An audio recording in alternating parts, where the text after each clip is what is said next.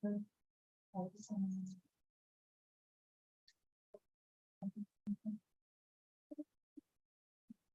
udah konfirmasi.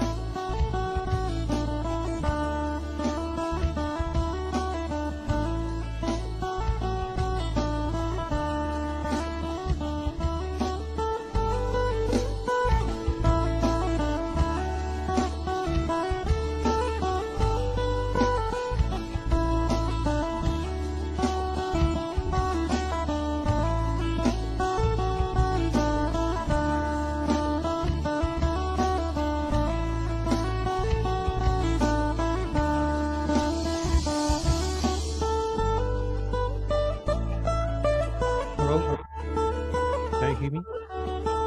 Good morning. Good morning. Prof. Can you hear Insider. me? Can you hear me? Yes, Prof. Thank you very It's much. clear.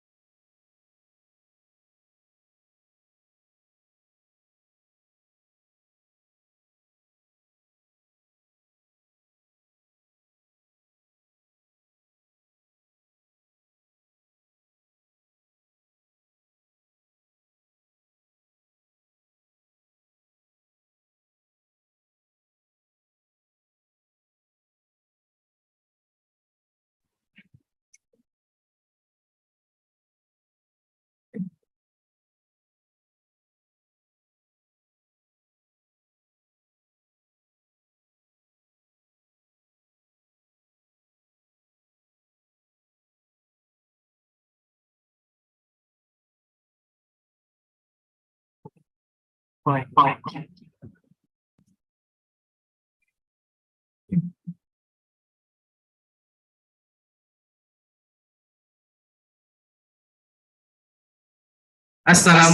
warahmatullahi wabarakatuh. Good morning, everyone. Welcome back to the World-Class Professor Series of 2023. My name is Rizky Romanar Ginting from Chemical Engineering Department of Institut Teknologi Kalimantan. It is my honor to be your MC today. Thank you for Academic Vice Chancellor of ITK, Prof. Erma Suryani. Good morning, Prof. Good morning, Pak. And then for our three speakers, Prof. Hisao Yoshida, as invited world-class professor from Kyoto University. Good morning, Prof. Yoshida. Hello, good morning. Morning. And then Prof. Muhammad Tahrir from United Arab Emirates University. Good morning, Prof. Tahir. Good morning. And then Dr. Harus Abdullah from National Taiwan University of Science and Technology. Good morning, Dr. Harus. Okay, and to all of the participants, either from Zoom meetings or from our YouTube channel, welcome to today's event. Our topic today is photocatalytic conversion of CO2, current state of the art, challenges, and future perspective. We will start today's event with greetings from Academic Vice Chancellor of ITK, Prof. Erma Suryani. After that, we will have greetings from grantee of World-Class Professor Program, Dr. Lucy Ernawati. And then we will have a presentation from the three speakers, start from Prof. Yoshida, and then Prof. Tahir, and the last is Dr. Hairus. After that, we will have about 45 minutes of Q&A session. Okay, without further ado, we will start today's event with the greetings from Academic Vice Chancellor of Institut Teknologi Kalimantan, Professor Erma Suryani. Prof. Erma, the time is yours. Yeah, thank you, Pak. Yeah, good morning, everyone. Assalamualaikum warahmatullahi wabarakatuh. Very warm greetings to all participants and the audience here for this seminar. Good morning. Thank you for taking the time to attend our world-class professor program meeting this morning. Yeah, first of all, I would like to introduce our campus, Kalimantan Institute of Technology, or KIT, as one of the government university located in Balikpapan. It is very close to the new capital city of Indonesia. Our university has more than 6,000 undergraduate students. Yeah. Today we come up with the second event of world-class professor. Many thanks for all invited speakers willing to share their knowledge and the tremendous research experience to all of us. Today we have outstanding guest speaker attending here with us, Professor Hisao Yoshida from Kyoto University. Good morning, Professor. Good morning. Yeah. Very nice to meet you, even it is in online meeting. And also Professor Muhammad Tahir from United Arab Emirates University. Good morning, Professor Muhammad Tahir. Good morning, Professor. Yeah. Thank you. Okay, we also have Dr. Hairus Abdullah from National Taiwan University of Science and Technology, NTUST. I also graduated from NTUST. Good morning, Professor Dr. Hairus. Good morning. Yeah. Gratefully, acknowledge toward to Indonesia Endowment Fund for Education, or LPDP, and Ministry of Higher Education, Culture, Research, and Technology, Republic Indonesia for financial support of this world-class professor program. Here with us, Dr. Lucy Ernawati from Department of Chemical Engineering as a grantee this year. Yeah, she will lead this program together with the organizing committee. I appreciate to the world-class professor, all the organizing teams for their lot of hard work was put to ensure this event can be held. Yeah, I'm proudly open the second of World Class Professor 2023. Success and good luck. Wassalamualaikum warahmatullahi wabarakatuh. I will return this session to the committee. Thank you, Pak. Yeah. Assalamualaikum warahmatullahi wabarakatuh. Thank you, Prof. Irma, for the warm greetings and your blessings. And for the next, we will have greetings from grantee of World Class Professor, our colleague from Department of Chemical Engineering of Institut Teknologi Kalimantan, Dr. Lucy Ernawati. Good morning, Dr. Lucy. Good morning, Pak Ginting. Please, the time is yours. Okay, thank you. Good morning, all the participants. Honorable mention, Academic Vice Chancellor Kalimantan Institute of Technology, Prof. Irma Suryani, for giving the opening speech today. Honorable mention, our outstanding guest speakers here also with us. On behalf of host of this event, I will thank every one of you. It gives us a great pleasure to welcome you to our second virtual event of World Class Professor Program this year. We appreciate for your time despite your busy schedule to attend this morning agenda.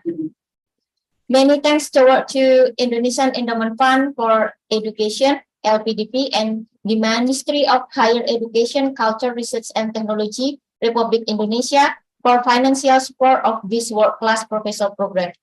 I also appreciate to the World Class Professor Management teams for their a lot of hard work was to put to ensure this event can be held. Today, we have a discussion on the photocatalytic conversion of carbon dioxide, current states of the art, challenge, and future perspective. Now we have here with us the outstanding speakers and professionals in their respective field that will be taking us on the presentation lineup for this webinar. Good morning, Prof. Hisao Yoshida, our invited world-class professor today, and other guest speakers also attend with us here, Prof. Muhammad Tahir from United Arab Emirates University, and Dr. Hairus Abdullah from National Taiwan University of Science and Technology. I hope their presentation will also make available for all registered participants today, and I hope you'll find it is informative and engaging. Mr. Aswell will serve up as the moderator to oversee and facilitate all decisions in these meetings today. And please kindly mute your devices while the facilitator is speaking so that others will not be distracted. Thank you once again for joining us and enjoy our virtual events today. Thank you, everyone. Thank you, Dr. Lucy, for your greetings. Before we start the discussion, we will take a group picture, everyone. So please turn on your camera. We will take maybe 2 slides. I will guide the counting. So please turn on your camera.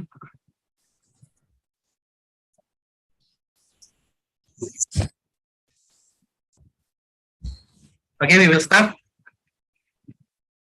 Okay, for the first slide, 1, 2, 3. The second one, 1, 2, 3. Okay, thank you very much, everyone. And next is the discussion session that will be guided by our colleague from Department of Chemical Engineering, Institut Teknologi Kalimantan, Mr. Aspul. Good morning, Mr. Aspul. Good morning, Mr. Gintu. Okay, Mr. Aspul will serve as your moderator today, so the time is yours, Mr. Aspul. Thank you, Mr. Ginting, for the time. Okay. Bismillahirrahmanirrahim. Assalamualaikum warahmatullahi wabarakatuh. Good morning, everyone. I hope all of you have a good day. Welcome to the World Class Professor Series 2 of the 2023. First of all, let me introduce myself. My name is Aspul Haryadi from Chemical Engineering Department of Institut Teknologi Kalimantan. It's my honor to be your moderator today. Our highest appreciation goes to Academic Vice Chancellor of Kalimantan Institute of Teknologi, Professor Erma Suryani. Honorable mention to Professor Hisao Yoshida as invited world-class professor from Kyoto University, Professor Muhammad Tahir from United Arab Emirates University, and Dr. Hairus Abdullah from National Taiwan University of Science and Technology. Thank you for your presence today, and especially to all of you, the participants. Earlier, we have received an opening remarks from Professor Erma and greeting from Dr. Lucy. And now we will start the main event of the discussion. Today, we will talk about photocatalytic conversion of carbon dioxide, current state of the art, challenges, and future perspective. We know that carbon dioxide conversion is promising approach for accomplishing two objects using single strategy of carbon dioxide reduction to value-added chemicals and solar fuel to mitigate global warming and meeting the growing energy demands.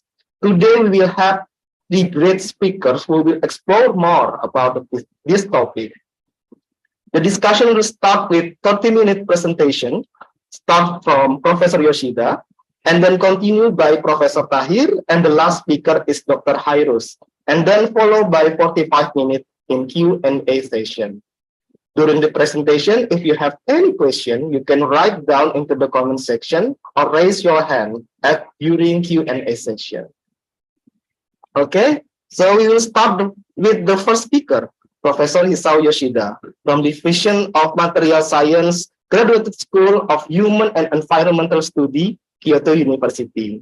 Before we start, I will read a short introduction about Professor Yoshida. Professor Yoshida received his master and PhD from Kyoto University. On year 200, he received a Catalysis Congress Prize of the International Association of Catalysis Society. And on year 2003, he received prize for Young Scientist on Catalysis Society of Japan. His research subject is development of novel photocatalytic system for carbon dioxide reduction by water, hydrogen production, metal conversion, and organic synthesis. I will greet Professor Yoshida. Good morning, sir. Good morning. It's nice to meet you. Nice to meet you. Thank you very much. Thank you. Professor Hisao Yoshida will be discussing topic about photocatalytic carbon dioxide reduction with water over potassium hexatitanate microcrystal. Professor, you have 30 minutes. The time is yours. Thank you. Okay, thank you. Thank you very much for your kind introduction. I'm Hisao Yoshida from Kyoto University in Japan. So I'm starting now.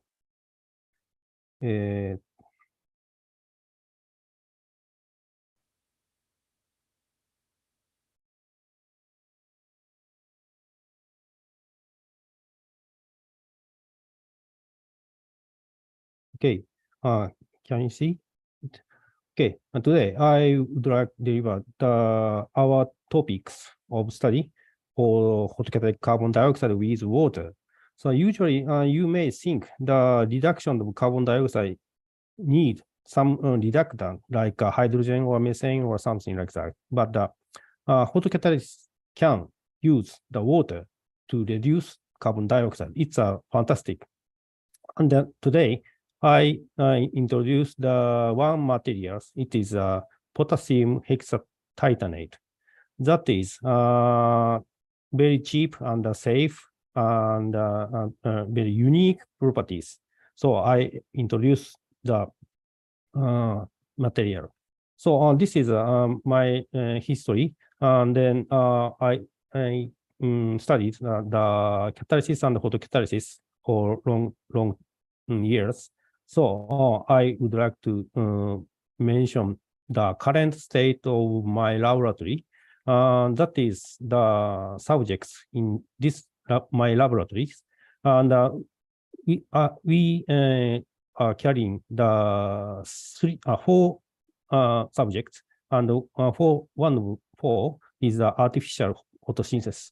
Artificial photosynthesis is a very important technique for us to build the sustainable societies. And maybe you may see, you may know the water decomposition to hydrogen and oxygen, and another is the carbon dioxide reduction. I introduced this one. So the reaction of carbon dioxide to carbon monoxide, it means that with the oxygen evolution, this reaction is very, very difficult reaction. You know, if you oxidize the carbon dioxide with oxygen, carbon monoxide with oxygen, it's easy to become the CO2. So on the band gap of the, sorry, the gap of the energy level of the products and substrate is very high. It means the usual condition is not available to promote this reaction.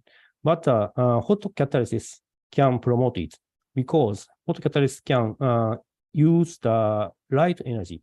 Light energy is the generally speaking very higher than the energy for the necessary for the usual chemical reactions. So we may promote many kind of hot catalyst, many kind of reactions, and maybe the most difficult reaction is the carbon dioxide reduction to carbon monoxide and oxygen. But if we success to do it, the complete carbon cycle should be completed. Now we use the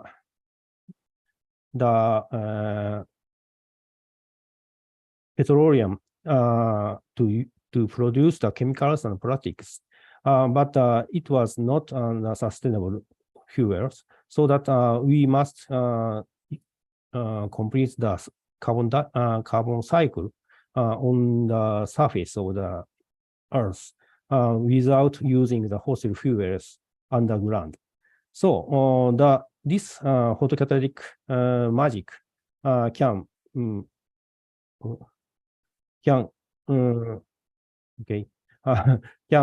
promote this reaction.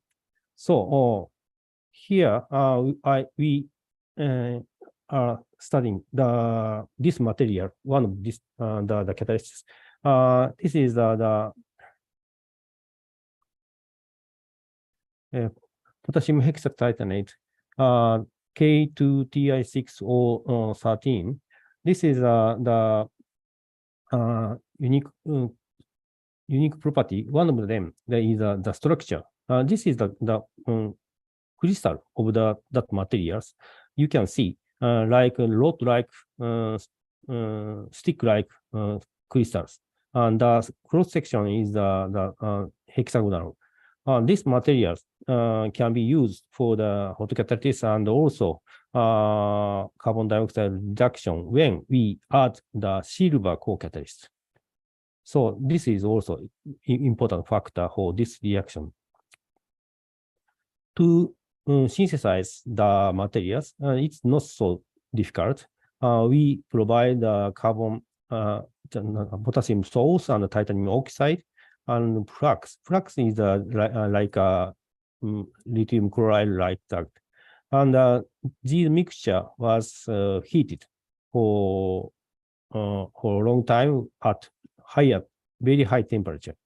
In this case, the flux alkali chloride will be melt. In the molten salt, these sources react with together to form the potassium titanate.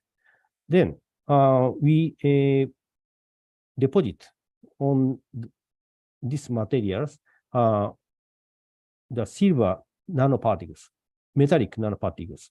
In this case, we use the catalytic property of this potassium titanate, KTO. If we irradiate these materials with the UV light, the energy is converted to the excitation of the electron. So it means the electron and hole were generated inside the crystals, and these are able to migrate to the surface through the band structure in the KTO, and the electron can reduce the silver cation to metallic silver. This silver plus is soluble in the water. However, the silver metal is not soluble, so that it's deposited on the surface as a metallic nanoparticles. Opposite side is the holes can oxidize the water to form the oxygen and proton. So in this way, we can deposit the silver nanoparticles on KTO crystals.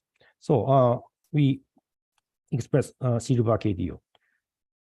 Then hot catalytic reaction. This is the special design hot reactors. It's a glassware and the double structures. On the outer side is the reactor reaction field. We fill the water with sodium hemihydrate to solve the carbon dioxide. Carbon dioxide is gas, was introduced here into the liquid water, bubbling. Then carbon dioxide is in the water. And then we, of course, introduce the hot catalyst here, and the reaction occur by the irradiation of the hydrogen lamp inserted into the center, so that the surround hot catalyst can receive the hot energy, then convert the carbon dioxide to products. The product was analyzed by the gas chromatography. So we found the products like CO and oxygen and hydrogen. Hydrogen is also produced in this system because that catalyst can decompose the water to hydrogen and oxygen. So two kinds of reaction occurs in this reactor competitively, so that the reductive product is a carbon monoxide and hydrogen, and the oxidative product is the oxygen. Okay. So this is the first result. Prepared the catalyst by using this condition is the very sharp and small fine crystals of the KTO, and we deposited silver on it and test the hot catalytic reaction. This is the time course of the hot irradiation. So the y-axis is the production rate. So as you see, carbon monoxide continuously produced, and oxygen also, and the hydrogen are a little bit produced. It means in this system, we can see the carbon dioxide reduction to carbon monoxide to oxygen, and the byproduct is only the hydrogen. It's also important for our society, but now our aim is to obtain the carbon monoxide from carbon dioxide. As you know, the carbon monoxide is very useful for industrial because it is converted. It can be converted to the other hydrocarbons or alcohols or many kinds of the chemicals. So that the reduction of the carbon dioxide to carbon monoxide is quite important. So I introduce the function of this microcrystal first. Here, I introduce the test reaction. This is a deposition I mentioned before, but here, instead of the water, methanol was oxidized in the system. In this case, on the crystals, two kinds of reaction occur, and resulting in the silver nanoparticles deposited on the surface.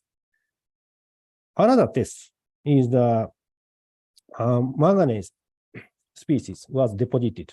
In this case, the electron was consumed by the electron eater, so that this reaction is quite fast, so that the excess hole remain and react with manganese to oxidize manganese species. This is also deposited on the surface, so that if we test these reactions on the KTO crystals, we can know where the reduction reaction proceed and where the manganese, the oxidation reaction occurs on the crystals.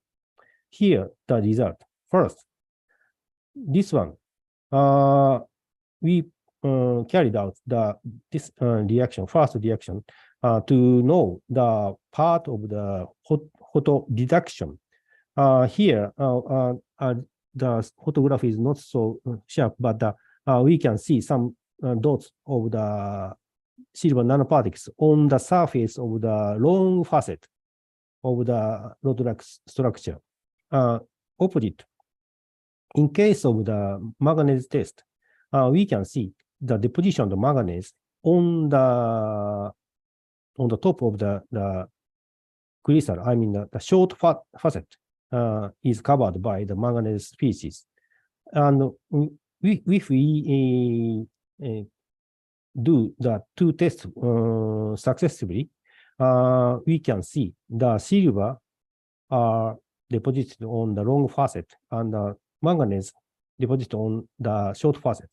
And the lower images are TM images, and we can see the black dot on the surface, on the long surface. This is a silver, and the short facet of the rod-like structure.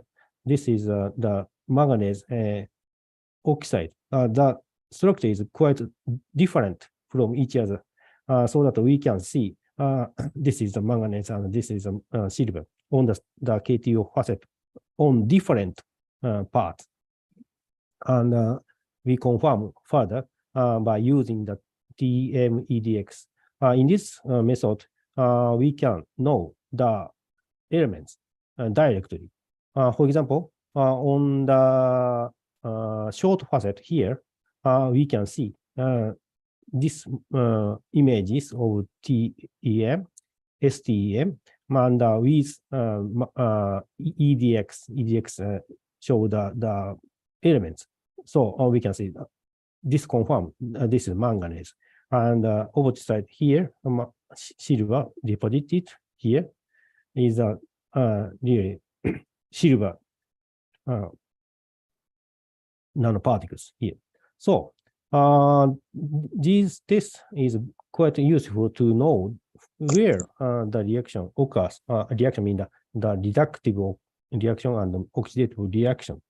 And finally, we add the silver nanoparticle and manganese species, because silver is the quite important co-catalyst to promote the carbon dioxide reduction. And the manganese is found to be the good co-catalyst for the oxidation of water. So we doped, we add two kind of co-catalysts on the surface of the KTO. This is a result. This is bare without co-catalyst. In this case, no very small amount of CO is formed and water is decomposed. This is the main reaction in this case. And manganese is not so useful if it was used without silver. And silver itself shows the CO promotion, production, the carbon dioxide reduction. If we put both of the silver and manganese on the KTO, good result is obtained. like that, like 2 times. So this is the time course, quite stable reaction occurs. And selectivity is quite high. Selectivity means the reductive product is carbon monoxide hydrogen. So that among the reactive products, almost all is carbon monoxide. It means the about 100% selectivity. So we study the state of the co-catalyst, silver and manganese, by using exhaust and Zane's. Here, the Zane's spectra was shown. It shows the silver nanoparticles, this one, is quite resembled to the spectrum of silver metals. So it was confirmed it is a metallic nanoparticle. Opposite, manganese. This is a manganese Zanes. Then these 1, 2, 3, 4 is the differences. The important is this orange one. This is the manganese species spectrum on KTO. This orange is quite different from others. And another one is the manganese only. Only manganese was deposited on KTO. In this case, quite different from each other. I mean, when we deposit silver and manganese, the manganese species is not the same in this case, manganese deposit KTO. So in this case, the quite unique structure. And this is the another test for the oxygen evolution test. In this case, the oxygen was from the water, and the silver as the sacrificial reagent to consume the electron, so that we can observe the oxygen only from this solution. Then we can test the oxygen evolution activity of the catalyst because the silver reduction is quite easy, so that the difficult reaction is a rate determining step, so that we can evaluate the activity for the oxidation of water. In this case, manganese is clearly show the good result. So manganese can function as the co-catalyst for the oxidation. You know, here the without manganese species, and this is the manganese species, and the silver and manganese is here, not so bad. So I summarize the first part. Here, the rod-like structure, like hexagonal, like a pencil structure, and the long facet is a reductive facet. This is a deposit part for the silver nanoparticle, metallic nanoparticles. In this surface, carbon dioxide was reduced carbon monoxide and water. I mean, this reaction, CO2 reduction is a CO2 plus proton and electron gives carbon monoxide water. This occurred this part. The opposite side is this short facet. This is covered by the manganese species. In this case, it works as a co-catalyst to promote the water oxidation to O2 and hydrogen. This is the equation. H2O plus holes gives O2 and proton. Then we can see carbon dioxide to carbon monoxide and oxygen. This is a function of this photocatalyst. And I move to the second section. First, this is the 3 kind of preparation method to obtain the KTO crystals. One is the flux method I mentioned. And the second is just, we call the solid state reaction method. Just mixed the powders of the sources and calcine, just calcine. In this case, reaction between the potassium CO3 actually at a high temperature, maybe carbon dioxide is escaped, maybe so that the K2O remain. K2O plus TiO2 react with each other to give the potassium titanate. And the third one is the sol-gel method. In this case, we start from the molecules of the potassium and special reagent of the titanium. This is also liquid. So we mix this potassium source, water, ethanol, and drop the titanium source. In this case, titanium tetraisopropoxide is TTIP. We call TTIP. In this case, we drop this TTIP in the mixture. Hydrolysis and hydrolysis occurs, and dehydration condensation also occur to give gel in the ethanol mixture. And we dry that gel at high temperature and finally calcine to obtain KTO crystals. In this case, we can select many parameters. Of course, as other techniques also, we can change the calcium temperature or for example, the ratio of the salt or something like that.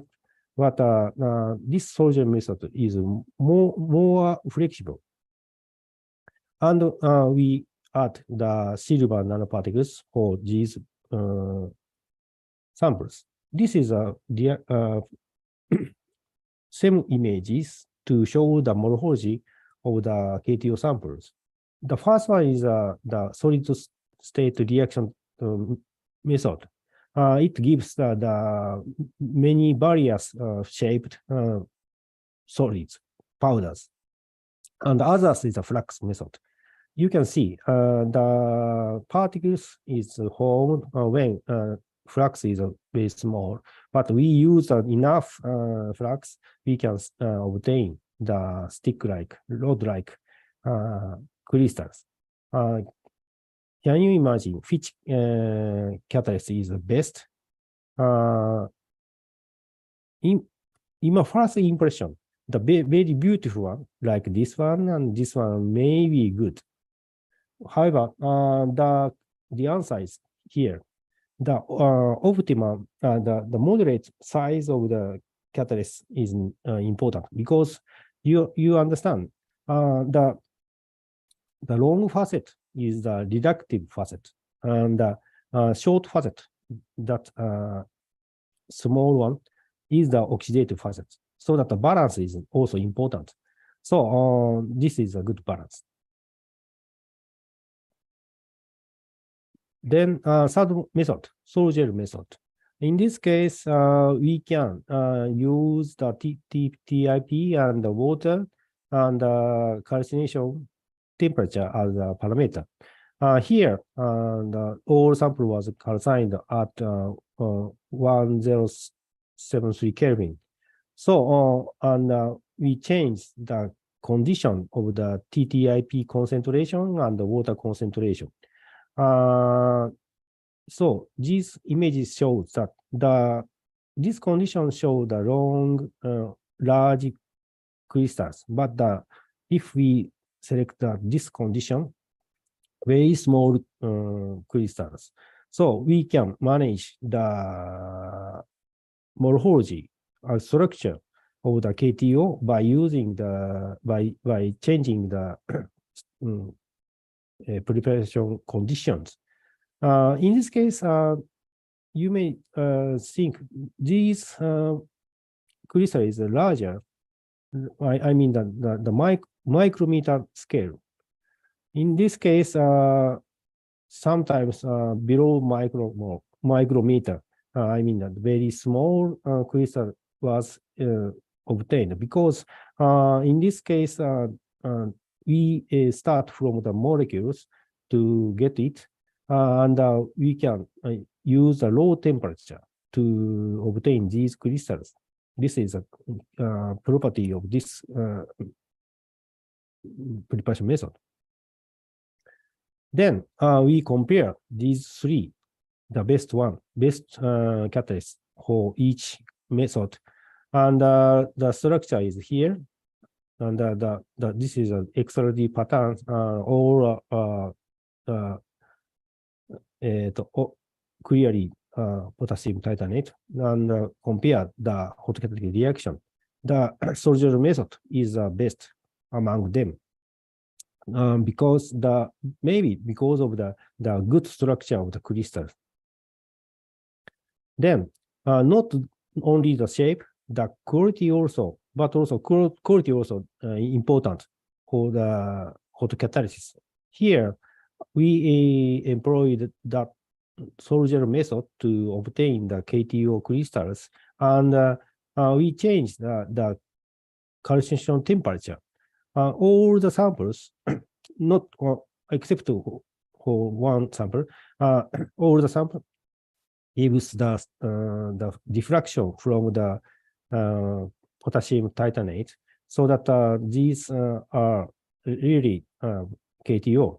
And but of course, the crystal size is different due to the calcination temperature, and also, of course, the surface area of the crystals also changed when we use the higher temperature. Very long, large crystals and the smaller surface area were obtained. And this is the result of the photocatalytic reaction. When we use the temperature, high temperature, like this temperature, we can get the carbon monoxide and oxygen and a little bit hydrogen, so that this catalyst produce the carbon monoxide mainly with the selectivity like 95%. However, when we calcine the materials at low temperature, it works as a hot catalyst, but the selectivity to the carbon monoxide is not so good, like 50%. So, but these materials has the same phase of the potassium titanate. What is the difference? The answer is the quality. So when we use the high temperature, the crystalline size is higher, longer, larger crystal was obtained.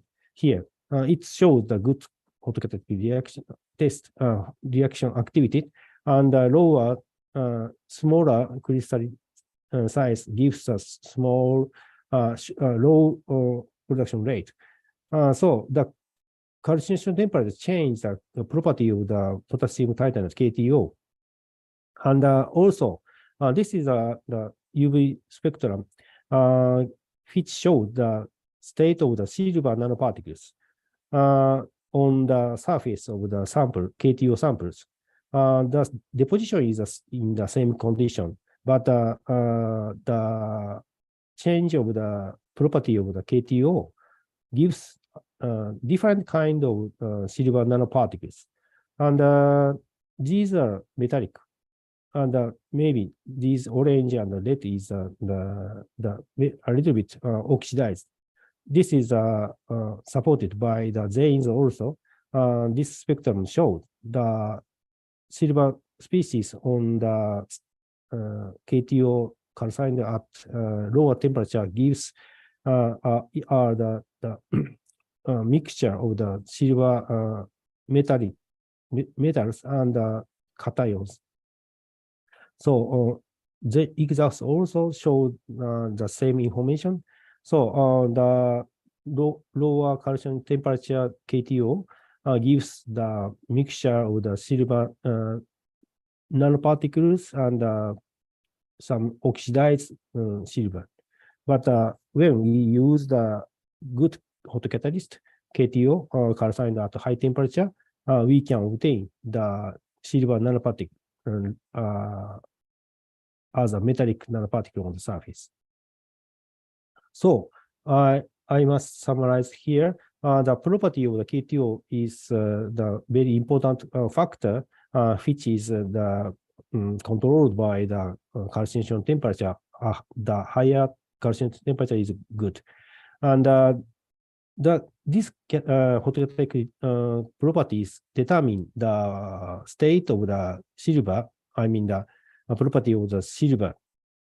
This also affected by the catalytic activity of KTO, so that the all property of the photocatalyst was controlled by the crystalline calcination temperature in this case. So finally, I skip something. We prepared many kind of the samples, and this is some images. We obtained the very different crystals of the KTO, and this is the information.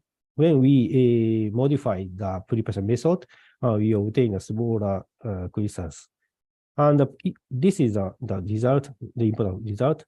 And the x-axis is the size of the rod-like crystals. And you can see the larger size is better for the carbon dioxide reduction to carbon monoxide. So in case of the photocatalysis, the photocatalytic crystal should be larger to receive the much photo energy from the light source. So I must show the conclusion here. To use a potassium as a photocatalyst is a great technologies to reduce the carbon dioxide to carbon monoxide when we add the silver co-catalyst. And this has the rod-like crystals, and the crystal has two types of facet, long facet and short facet.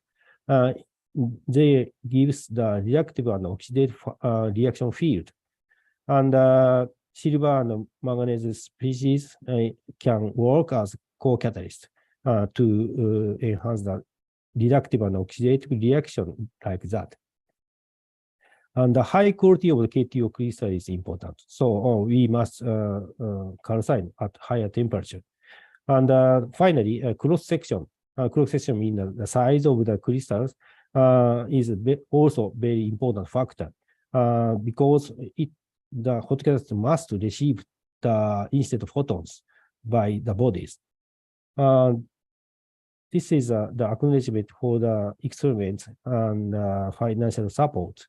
And of course, I also thanks to the audience and the organizers to set up my lecture. Thank you very much. For sharing with us about photocatalytic carbon dioxide reduction with water over potassium hexatitanate microcrystal. I will remind to all the audience, if you have any question, please put in the comment section or raise hand during Q&A session. Thank you, Professor Shida. Okay, we move on to the next presenter, Professor Muhammad Tahir. Before we begin, I will read a brief profile of him.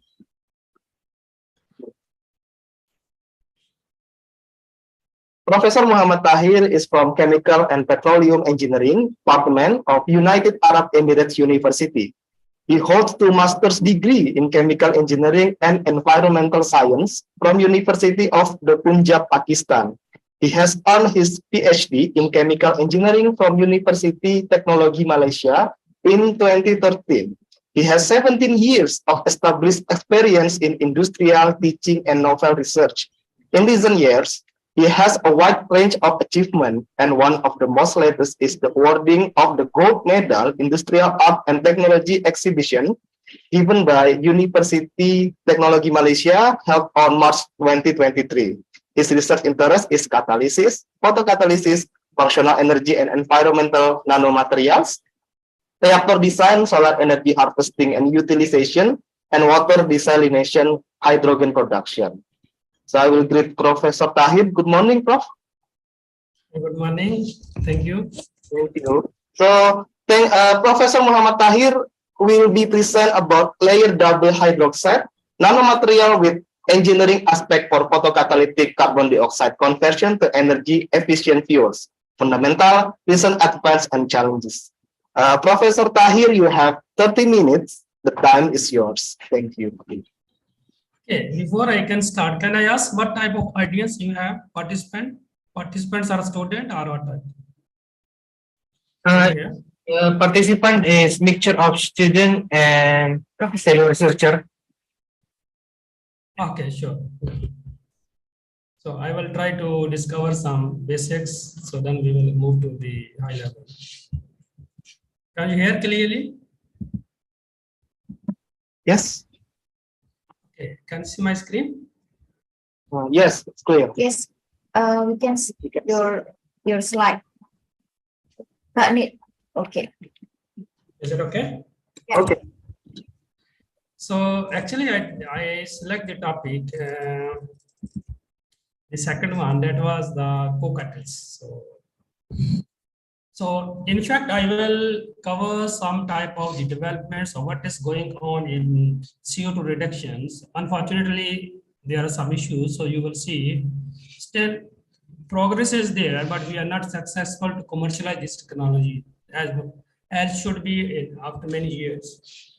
So what is the reason behind, what are the important factors, and then how the new researchers, specifically this presentation is for the new researchers, so how they can select their materials, their system, the reactors, so that they can come up with a good photocatalysis system to increase the productivity. So as you can see from the professor previous speaker, so the main issue is you should have to have the selectivity, and then you have the issues of the electrons and holes. So actually this whole story I will try to cover. So thank you, Professor already gave some information, so I will add up some more. So I'm from University Technologi Malaysia, United Arab Emirates University. So this is actually one of the number one university in UAE. So we are doing some good jobs here. So I will share what we have done also. So this is my just brief profile. So you can see here, so far I have the around 250 documents. So H index is 58. So luckily I am among some of the top researchers that are working in photocatalytic CO2 reduction. This is the data from Scopus actually. So then I have the published paper as a single author, as a corresponding author, as the first author, so many.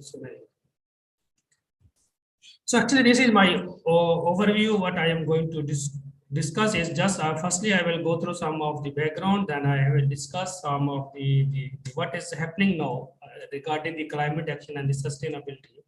Then I will move on to the CO2 reduction and some of the activity. Actually, if you look into the carbon dioxide, unfortunately, still we are there. We are not successful to reduce the concentration. If you look into 2020, and after that there was a COVID and everything was locked down, but if you look into the 2023, the concentration is still rising. So when I start my PhD, it was something like 300 something number. So now it's already 422. Talking straightly, we should have to utilize a recycled CO2 if we want to minimize the concentration. So, because if you look into the recently sustainable development goals, so the issue is how we can achieve this one. So specifically when we have the CO2, so one of the climate action in the SDG 13 is we should have to reduce the concentration of CO2. And at the same time, we have the SDG 7. That means we have to produce some type of the renewable or the sustainable fuel or energy. So if we can work on CO2, we can achieve both of the goals. So one of the possibilities is we can recycle CO2. We can minimize from the source during the production, but that we cannot make it zero. So we should have to recycle. So one of the possibility as a chemical engineering or as a the researchers, we can capture CO2 from the source and then we can recycle. And when we want to recycle, we have the possibility we can produce the CO or some other hydrocarbons or any valuable products. But the problem is how we can make this process sustainable with higher efficient. So when we look to this whole, the problem is which technology we can use and how we can achieve the higher efficiency. So this is the main challenge what everyone is facing. So I am going to introduce the photo technology and why is it very important so that we can improve the efficiency. We can select the different type of the materials, we can select the different type of the reactors and how we can make it successful. To understand that one, we just have to know first about the, I'm sorry. So which slide you can see now is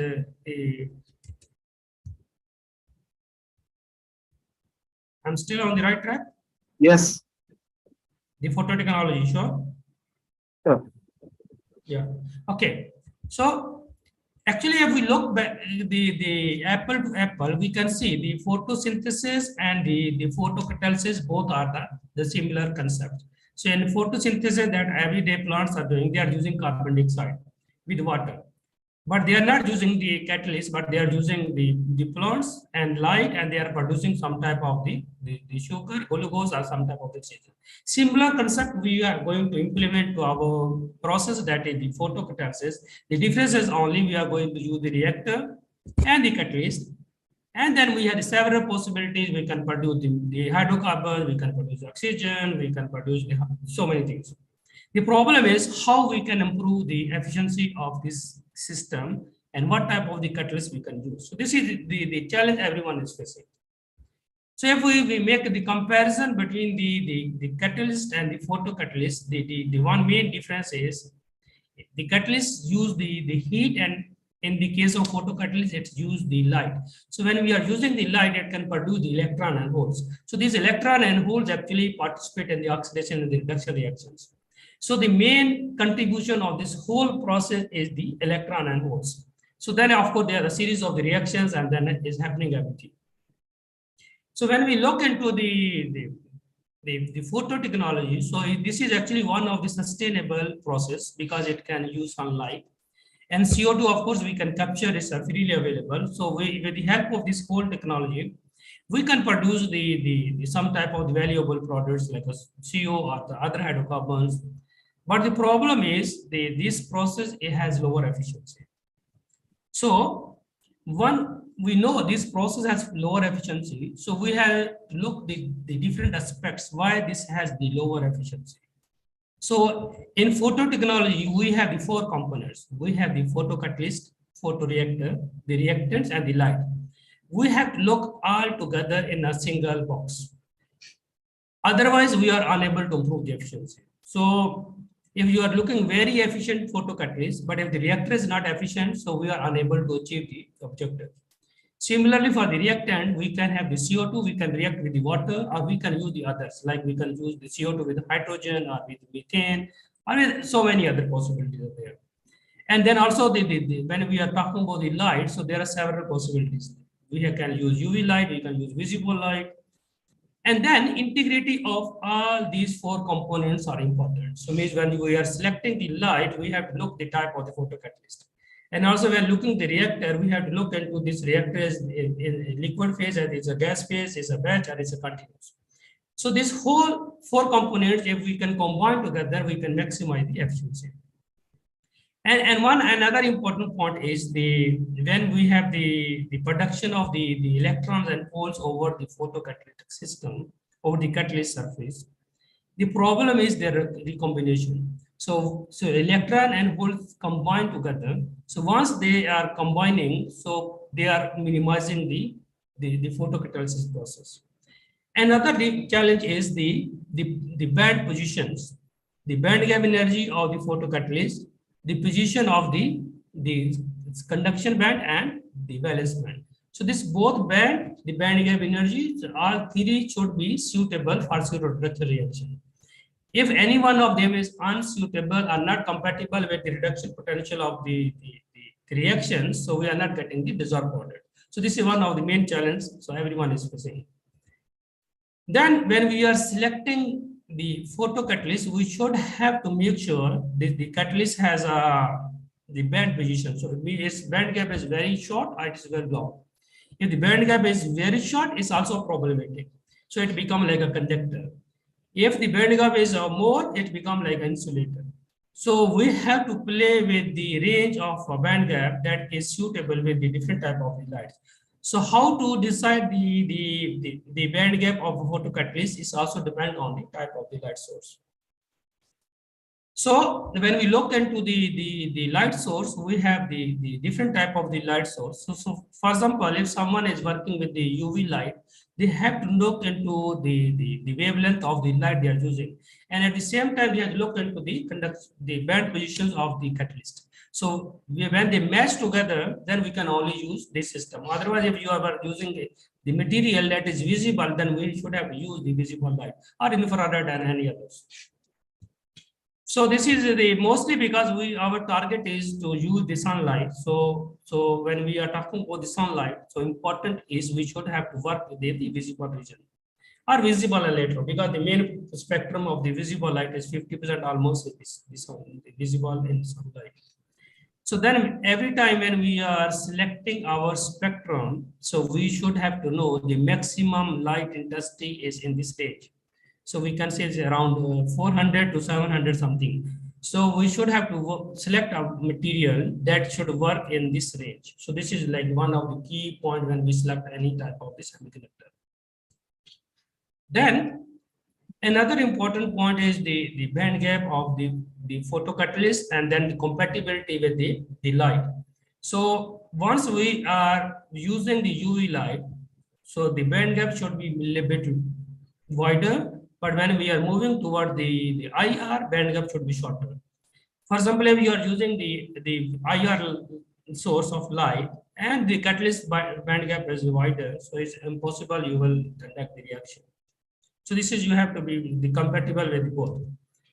So now, when we are going to select a photocatalyst for CO2 reduction, we should have to know the type of the light we are using is either as a UV or as a visible or any other. The cost of the catalyst, that is very important. It should be low cost, safe to the environment. Sometimes we are producing the catalysts that are very complicated, very complex. Sometimes it gives better efficiency, but the problem is they are not low cost, are not safe to the environment. Another challenge is the catalyst should be stable, and also it has the selectivity higher, and it can be reusable or recyclable. Like this, we can say the stability. So and also another important is the band structure for CO2 reduction. So if any of these points is missing, so it means we can say we can publish our paper, but we are not successful to make the process sustainable. So now we have the two different streams. One is to publish paper, other is to make the process sustainable, and we can commercialize. So when we talk about the different type of the photocatalysts, so we have the different streams. So you can select on different ways, on different bases. For example, we can say we have the oxide photocatalyst. So it means you have the R is the oxide, for example, titanium dioxide and zinc oxide, cerium oxide, all this. Sometimes we have the nitrides, so mean they are ending with the nitrides. Sometimes we have the sulfides, then we have the phosphides, carbides. This is one type of the classification, means how we can say the what class of the catalyst and in which class you are working. Sometimes we can select based on the number of the metals. This is you are using the single metal, you are using the two metals, or you are using the three metals. So normally we can say the bimetallic or the trimetallic. So why we want to use the more than one metals? Because we want to increase the efficiency of the reduction and oxidation reactions. So reduction, sometimes we want to maximize the production of the protons. At the same time, we want to use them in a reduction reaction, for example, reduction of CO2. So that's why if you have the different type of the bimetallic in a semiconductor, so like as the previous presented at us, so we can easily improve the efficiency. So that's here is important where if you want to use more than one metal. Another type of the classification is the general classification. So this is the other famous one is the like perovskites. We have the layer double hydroxide. We have the metal organic framework. We have the covalent organic framework. So all these are the standard classification. So inside all of them, so there are so many type of materials. So you can select any one of them based on the properties of the material, or the properties of the metal you're using. And also another important point is the type of the co-catalyst. So far, according to my experience, the co-catalysts are more important as compared to the basic catalysts, because the co-catalysts are like a supporter, they can promote the reaction. So in case of co-catalysts, we can use like the magazines that are recently very well-known materials, or we can use the metals, maybe one metal or more than one metals. For example, we can do the plasmonic like a silver, we can use gold, platinum. So there are so many metals we can use. Or we can also use as a semiconductors, another type of the co-catalyst. Sometimes we can use sensitizers, or we can use the carbon-based materials. So means all of them are very important when you say you want to improve the efficiency of the photocatalytic system. So now we can see when we talk about the selection of the photocatalyst, so we should have to know the oxidation and the reduction reactions and the reduction potential. For example, if you want to produce CO2 to CO, we should have to know the reduction potential. So if we are using any type of the catalyst, so we should have to make the comparison of the reduction potential and the band gap and CP value, conduction band. For example, if we are using catalyst that the CB value is lower than the reduction potential of a chemical reactions, we are unable to get that product. So that every time when we select the catalyst, we should have to look into the reduction potentials and the CB value of the catalyst. Similarly, for the oxidation should be more positive than the valence band of the semiconductor. So the simple rule is the valence band should be more positive, the conduction band should be more negative. So once we can get this one, so we can increase the oxidation and reduction reaction. Sometimes this one is impossible in a single semiconductor, and then we have to combine more than one semiconductor. Another problem is the charges recombination. So sometimes they recombine together. So we have to use as a co-catalyst to improve the charge separation efficiency. So for example, you can see there are several types of the semiconductor. They are already well known. So we can see some of the semiconductors, they are good for the oxygen productions. So some are good for water splitting, and the others are good for CO2 reduction. So means when we are selecting any of the semiconductor, we should have to know whether it is suitable for CO2 reduction or not. So how we can select? We can select based on their oxidation reduction potential and also the CBVP value. So now the important question is when we are going to select the photocatalyst, what important points we should have to know.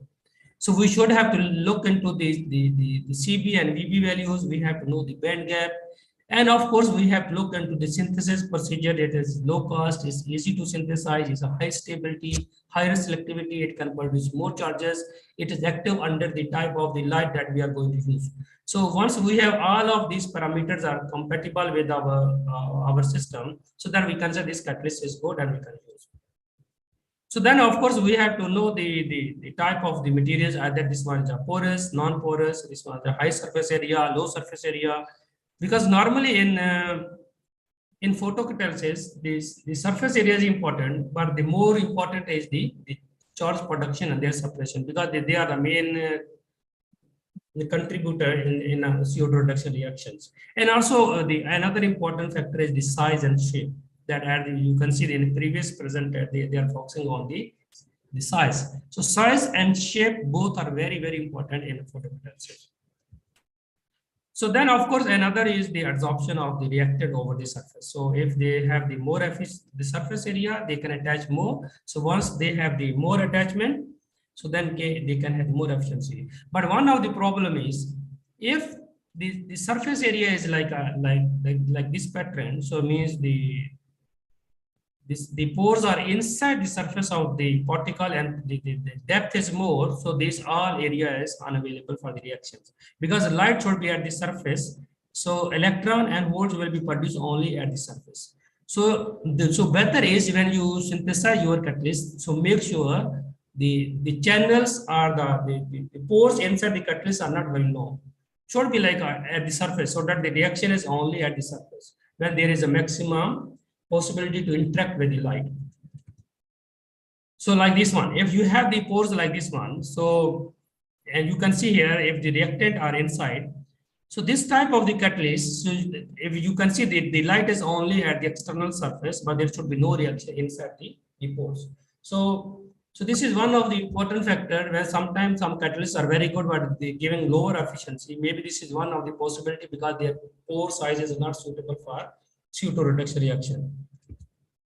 Okay, another important issue is how we can solve the problem. So we can skip this one. Okay, how we can handle the problem of the catalyst what we have discussed so far. So some of the problem is their band positions, they have the charges, the combinations, so then they have the surface area, then we have to select some type of the light. So in general, just there are the few rules. If you follow, you can improve the efficiency of your catalyst. For example, you can modify your catalyst. You can modify structure or morphology. Means like you can use 1-dimensional, 2-dimensional, 3-dimensional. You can increase the size. You can increase the length. Anyway, you can modify. You will improve the efficiency. Other possibility is you can improve the efficiency through the loading of different metals. You can use more than one metal, different type of the metals, transition metal, non-metals, anything you can use so that you can increase the oxidation and reduction reactions. Or you can adjust the band positions by coupling with other semiconductors. Or you can improve the light absorption through the sensitizations or through plasmonic metals. Or you can add some surface defects. They are also very helpful to improve the efficiency. For example, you can see here, if you can look into this data, so this is so you see here the surface area is 1 only. But if we can reduce the size, so surface area is going to increase. So there are two benefits when we can reduce the size. The surface area will increase, and at the same time, the separation of the charges will be easy. So they have the less distance to travel to reach to the external surface. But the important is you should have to manage the size. Not very big size is suitable, not very small size is suitable. Because if the size is very small of the particle, so the electron or hole will recombine together instead of they are going to travel outside. If the size is very big, still they will recombine because they are unable to reach to the external surface. So that way we have to optimize the size of the material so that we are getting the maximum efficiency. So this is another example is the different type of the morphologies. For example, just maybe you can use the TiA2. They have the large size particle, they have the nanoparticles, they have the nanotubes, nanowires. So several variety of the TiA2. So you can use any one of them, you will get different results with the different selectivity. So one of the important factor is you can modify the morphology, modify the size, you will get the good results. So this is example here. So if you are selecting, for example, two or different type of the structures, so you will see the interaction. For example, if you are selecting the materials only 0-dimensional, so you see if they have the two semiconductor, they have only the point interaction is at the point contact. So it means the channel is only single point. So electrons are not going to transfer from one semiconductor to the other semiconductor. So in this case, the efficiency is lower. Similarly, if you can use here like this system, so you have for example, 1-dimensional same material. Now the interaction is going to increase. So in this case, you are getting more efficiency. So this is how you can select your material, then their morphology, then you can increase. If you can embed the particle, like the silver or any other the metals, the particle over the semiconductor, so they also have the very good contact with the structures. So for example, you can use 0D and 1D. So 0D and 1D is also a very good interface interaction, so they can improve the efficiency. Then we can use the 2-dimensional or the 3-dimensional. So they can have the benefits to improve the efficiency.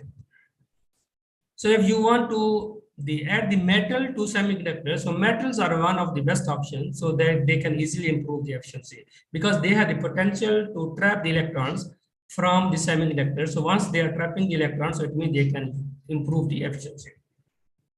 This is the example. For example, you can use the silver, indium, and any other metals. So once there is a potential, so they can minimize the recombination and maximize the separation efficiency. So another strategy is you can easily select the formation of the heterojunction. So heterojunctions are useful when there is a problem with the band position. So means the CPVB is not suitable to produce to increase the oxidation and the reduction reactions. Then you can come up with the heterojunctions, and after heterojunction you can also use the metals to improve the oxidation and the reduction reactions. So then of course they are the different type of the heterojunctions. So now I'm just going to discuss some of the materials that are essentially very important. So one of them is the magazine. So magazine is like a carbon-based material. It's like a two-dimensional material, but it's a very useful, very efficient. And it's a very stable, it's a low cost, but it has higher electrical conductivity. So it is working similar to the metals. So you can replace the metal with the magazine and you will get more efficiency. And sometimes they can also work as a semiconductor. Not 100% semiconductor, means sometimes they have some properties or some other metal oxide over their surface. So they can work as a semiconductor. But this is majorly, they have the conductive characteristics. Another important benefits is they have some type of the functional groups. So for example, O, F, and OH. So they can help to bond the two material together. So in this way, you can also increase the efficiency. So normally for the magazine, you have to select the metals. So they have the metals that have the, if you look at the formula Mn+1 X. So means you have to select the M and X. So M is this type of the metals, for example, titanium, vanadium, others. So X is here. So this is the carbon and nitrogen. Mostly we use this one. So if we select the metal, suitable metal, sometimes the vanadium is good. For example, they have the multiple oxidation states. So during the reaction, they are useful. So this is example here. So means you have the several type of the magazines here available. For example, Ti3C2, Ti2C. So there are several type of the magazines. So we can use them, and with the help of these different type of the metals, we can select a semiconductor, we can use magazine, and we can improve the efficiency. So they can easily synthesize. So we can use the max, and when we use some type of the etching agent, so we can remove the aluminum from the max, because max has the aluminum. For example, Ti3AlC2. So if we can remove the aluminum, it will become more conductive. So it becomes Ti3C2 only. So once we have the more conductive material, so means it can have work like a metal, so it can trap the electrons and it can improve the efficiency. Then of course, during the synthesis, the magazine, the important is the type of the acid you are using. You are using the HF, you are using some type of other alkaline, or you are using the mix of acids, what type of the temperature you are using, the reaction conditions during the synthesis. So all are very important to check the properties of the magazine. So if you want to compare your results with other literature, so you should have to know the parameter of the synthesis. So under what conditions you are preparing your materials, what are your the reaction conditions, and what are the reaction condition of the others. If they are not compatible with each other, you cannot compare the efficiency. So another important material is the LDH, so layered double hydroxide. So this is very important material. So the benefit of this material is it has the layered structure. So then among the layered structure, they have the empty space and they have the hydroxide within the layered structure. So they have the flexibility to synthesize because they are a combination of the M2 and M3, M+2 and M+3 metals. So M+2 and M+3, you can select the several metals. For example, you can see here. M2+, you can select this type of the metals. M3+, you can select all of them. Then of course they have the anions, so you can select them, which one you want to synthesize. So when you have this type of the metals, so that they have the different characteristics. So when you combine together, you can easily improve the efficiency. So then of course you have the the different type of the LDH material. You can maybe you have the flower like, you have the sheet like structure, you have the particle. So once you have the different type of the LDH material, so the results will be a little bit different. So of course you have to select the two important things. Number one, which type of the metal M2 plus, and which one you are going to combine M3 plus based on this formula M2 plus, M3 plus, and then you have to select the anions. So when you combine together, you will get the layered structure. So once this layered structure has the different morphology. So every morphology, they have their different results. So of course, when you want to combine LDH material to construct a composite, so it can be have as a core structure or as a shell LDH, or maybe it has a layer by layer. So this is how they looks like when you are combining the LDH with other type of the semiconductors. So now I just go through very fast through the photoreactors. So that are also very important. So one of the important factor to improve the efficiency is a photoreactor. So this is my experience. If your photoreactor is not very efficient, you are not getting good results. So photoreactors, we have the different types. We have the slurry type reactors. We have the gas phase or fixed bed, or then we have the membrane reactors. So mostly the researchers are using the slurry type reactor. So but the problem with the slurry type is they are not very efficient because of the penetration of the light through the liquid. So if you have the better design of the gas phase reactors, and you have the good interaction between the catalyst light and the reactant, so you can improve the efficiency. So this is for example, you can see you have the slurry photoreactor, you have the fixed bed reactor, and membrane reactor. So these reactors are also one of the key factors to improve the CO2 reduction efficiency. For example, in the slurry reactors, so they have the different types. Sometimes the light is inside the reactors, or maybe light is outside the reactor. So if you have the light inside the reactor, so they have the different results. If the light is from the outside, the results are different in the slurry system.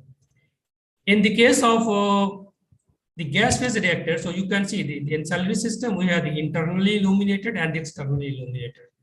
So externally is like this one, means light is outside the reactor. The internally is light is inside the reactor. So you have to design your reactor. So sometimes the internally illuminated is more efficient compared to the externally illuminated. So then the top is like this one. But all of the slurry reactor, the challenge is the light is not going to penetrate inside the reaction, inside this system. But if the color of the catalyst is dark, then it's become more difficult to penetrate light inside the reactor. So that's why when you are going to select your reactor, you have to make sure it is compatible with your catalyst, and also it is more efficient and light is penetrating everywhere. So this is the examples of how it looks like the internally illuminated reactors. So then we have the different type of the gas phase reactors. So gas phase reactors is also sometimes not very efficient if there is not good interaction between the catalyst, light, and the reactant. So that's why when you're designing gas phase reactor, you have to make sure there is an efficient interaction between the three components, that is the light, reactant, and the feed. So in the slurry reactor, so one of some of the best options are, for example, you can increase the light penetration with the use of this type of the fibers. So they can illuminate it, they can increase the efficiency. Or sometimes you can use also the monolith type of the sports, or there are other types. But the problem of this type of the sports is you have to use the large size channel, because the penetration of the light inside the channel is not easy job. So you have to use the lower wavelength, for example, UV light, and also increase the big size channel, then you can increase the efficiency. So I don't know how much time I have. Just 15 minutes. 5 minutes. Half minute. Okay, just going to go through just give me 2 minutes. I just want to go through just some of our research. So we already work on the fixed type of the reactors, solid type of the reactors, and we have worked on the monolith type of the systems. So this is we have internally illuminated reactors. So then we have externally reflected based reactors. We have the solar simulator based reactors. And then we have the monolith with the solar simulator. So they are different type of reactor we already tested. This is the multi-stage. We are using the mesh with the multi-stage. So this is also very efficient. So then we have to test the different type of the materials. We have to test the single metal based, one-dimensional, two-dimensional, magazines, LDH, MOF, peroxide. So we have tested different type of the materials. So of course, different type of the material is have different type of the results. So we cannot say the one type of the material is every time give to the selectivity. When you will change the reactor, when you will change the feed system, the results will be different. So if one catalyst is giving you the CO, you cannot say next in other reactor it will give you. Maybe the selectivity is different. So that's why we have to look all the parameters together. So this is another example. We are using this, for example, the monolith system. So we are getting the different type of the products. So this is, we are using some type of the clays. So these clays are sometimes very efficient also. So they can have some type of the layer structure. So they can useful to improve the efficiency. Or we can use with the metals to improve further the efficiency. Or we can coat them over the monolith, but you make sure the monolith, the channel size is enough so that we can, there is a penetration of the light inside.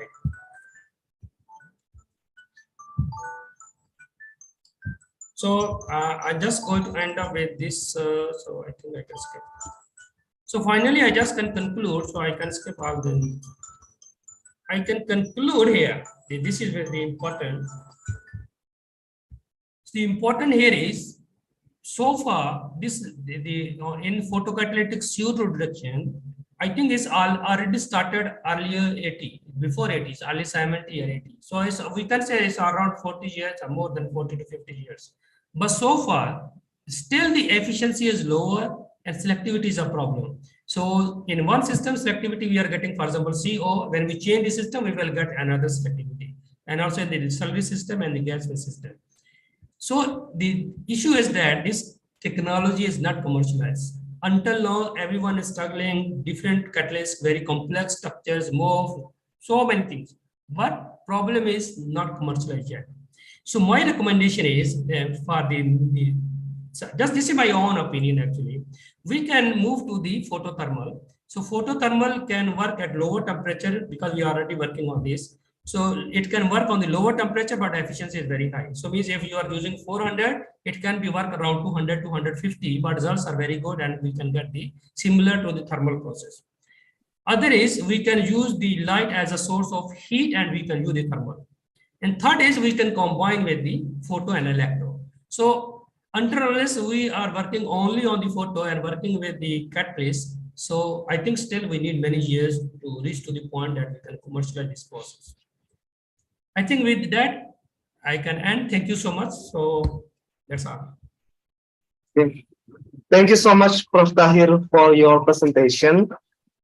I will remind to the all audience, if you have any question for Prof. Tahir, please put in the comment section or raise your hand during the Q&A session. And I will remind to please fill the attendance record. You can find the link in the chat box. So we move on to the last presentation. Will be delivered by Dr. Hairus Abdullah. I will read a brief profile of him. Currently, he is a lecturer and researcher in Universitas Prima Indonesia, Faculty of Technology and Computer Science, Department of Industrial Engineering, Medan, Indonesia. He completed his PhD degree in only 2.5 years and now visiting assistant professor in Department of Material Science and Engineering, National Taiwan University of Science and Technology, Taiwan. He has 2 international patents and several awards. One of them is top 5,000 best scientists in Indonesia, awarded by Ministry of Research and Technology Indonesia in 2020. The expertise lies in photocatalysis, electrocatalysis, supercapacitor, hydrogenation reaction, and other chemical conversion. Dr. Hairus will be discussing topic about approach to photocatalytic carbon dioxide reduction. Good morning, Dr. Hairus. Good morning. Can you hear my voice? Yes. Okay, thank you. Thank you. You have 30 minutes. The time is yours. Thank you very much. Let me set up my screen first. Just wait a minute. Yeah, we can see your presentation. Okay. First of all, thank you very much for the invitation from ITK to join the talk today. And let me introduce myself. My name is Hairus Abdullah. I'm from the Department of Material Science and Engineering in National Taiwan University of Science and Technology in Taipei. And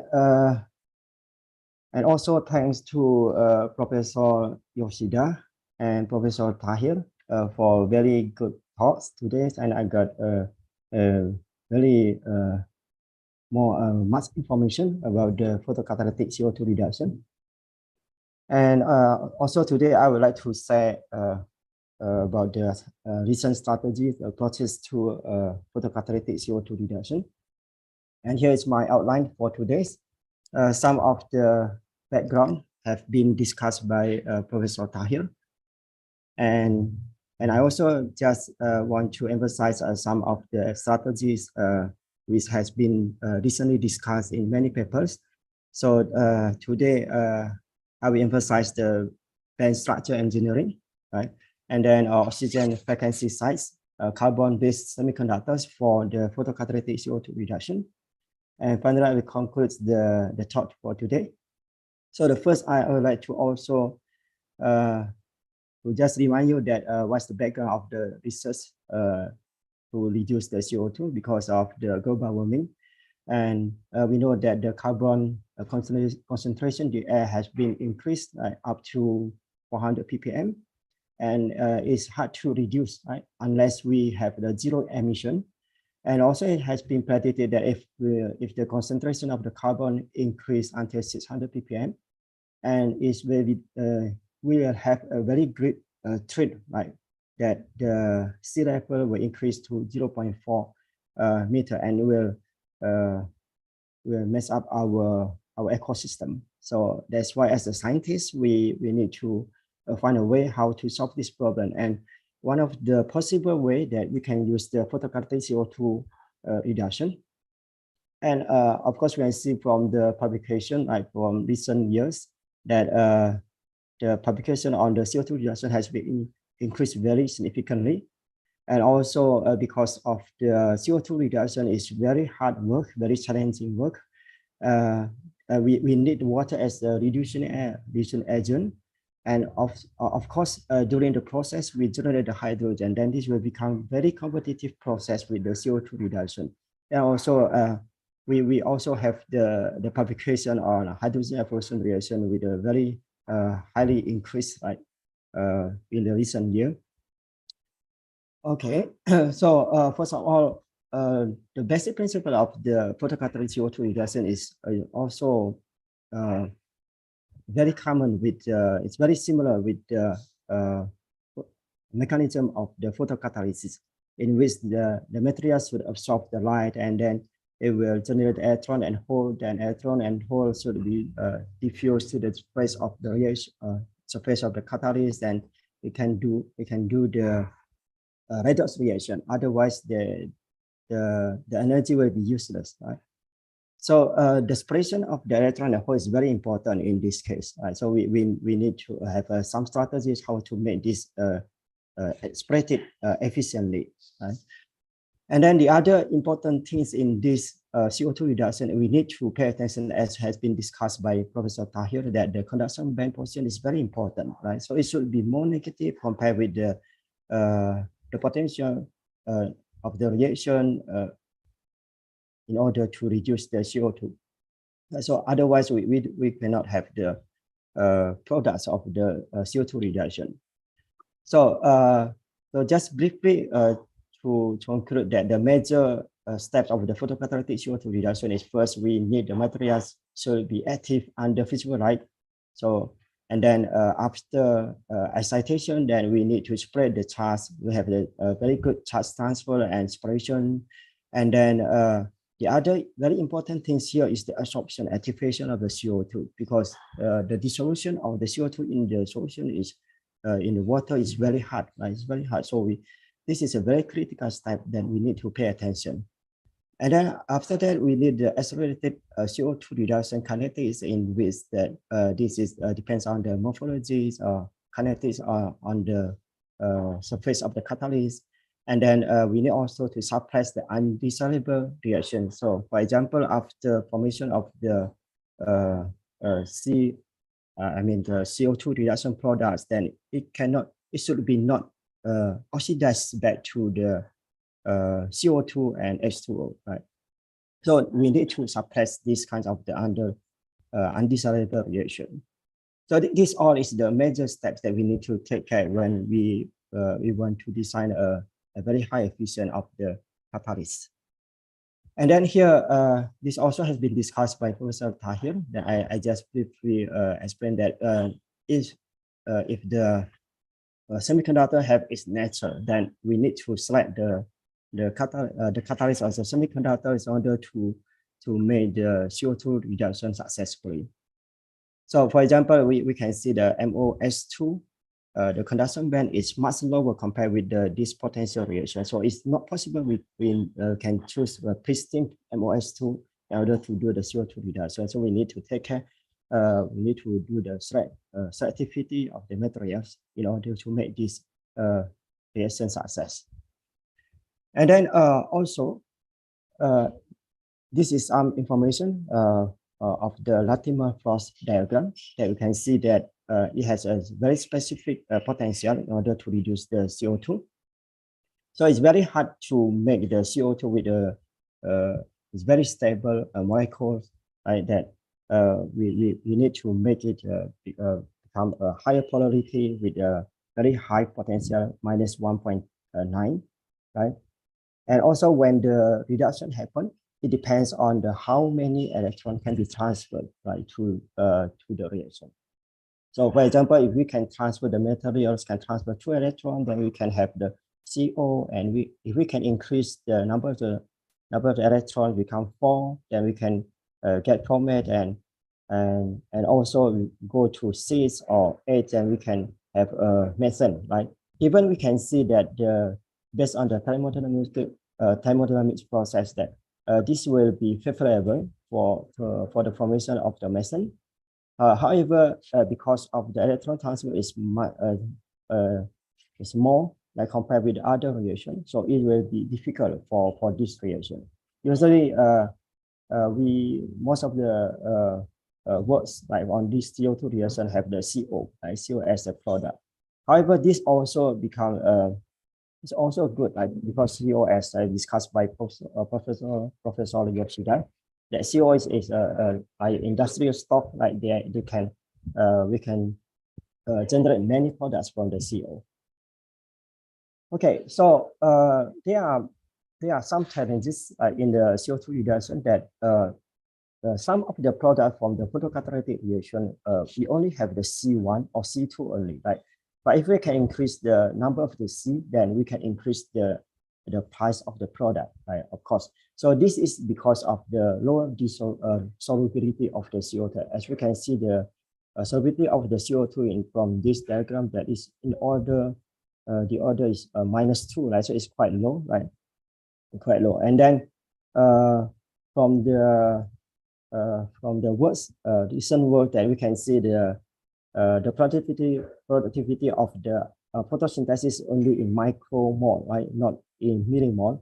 So we use a thermal reaction, so we can get a millimole, and also we can increase the number of the carbon to C2 or C3, right? So until now, I did not observe that we for the photocatalytic reaction that we can have C3 products. So it's very hard, right? So here is some of the design of photocatalytic with the interfaces of solid gas mode, solid liquid mode, and combined mode. So of course, because we know that the water as a reducing agent, so all of this reactor should have the water, right? So water. So even in a solid gas mode, we still provide the water here. So purple will have a vapor here, and then when we have the light, then a reaction will happen, and then water will be used as the reducing agent to reduce the CO2. And also we can have another kinds of the modes that we just mix the powder with the water. So we have the interfaces between the solid liquid, and we can do the reaction in this way also, or we can combine these both together, right? So here usually we do photocatalytic CO2 reduction in the batch. Right? So we just throwing a certain amount of the CO2 and then let the reaction happen, right, for a certain minutes. Then we can after that check with the GC. Right? Okay, so just provide you the information of the price that we see that the C2 product is much higher price compared with the C1 product. Right? So C1 product, for example, performance S is 0.74 here, even carbon monoxide is quite low here, right? So we can increase the C2, become C2 products, become $4 over kg, and even C3, right, propane, we have 8. So commonly we can say that if we increase the C number, right, for the product, so we can increase the price, right? So just for you to compare with it, that we have a very big challenges in this photocatalytic reaction. That the photocatalytic reaction never have the C3, right? C3 not yet reported yet, right? So but in the thermal synthesis, that we can provide very longer chain hydrocarbon. Right? So we can produce the diesel or gasoline. So it's possible to be commercialized, right? As we have been discussed by Professor Tahir, that this technology has not been commercialized. So this is a big challenge, right, for us. Okay, so some of the strategies that can be used to improve the efficiency. First is the bench structure engineering, right? So we also can use the oxygen frequency, like we just purposely to generate the oxygen frequency on the surface of the catalyst, and we increase the absorption of the CO2, and also, of course, increase the efficiency of the reaction. Then carbon-based semiconductor modification. So we can use carbon-based. So of course, here we cannot only use pristine carbon. We need to modification, like to make a hetero structure, because carbon, of course, is organic material. So organic with organic have a stronger interaction. So we expect that this will be increased efficiency. So the first strategy is the bench structure engineering. Of course, in this modification, what is the purpose is we want to increase the light absorption and charge separation. So what is the common way we can adjust the quantum size of the particles, so we can get a quantum size effect.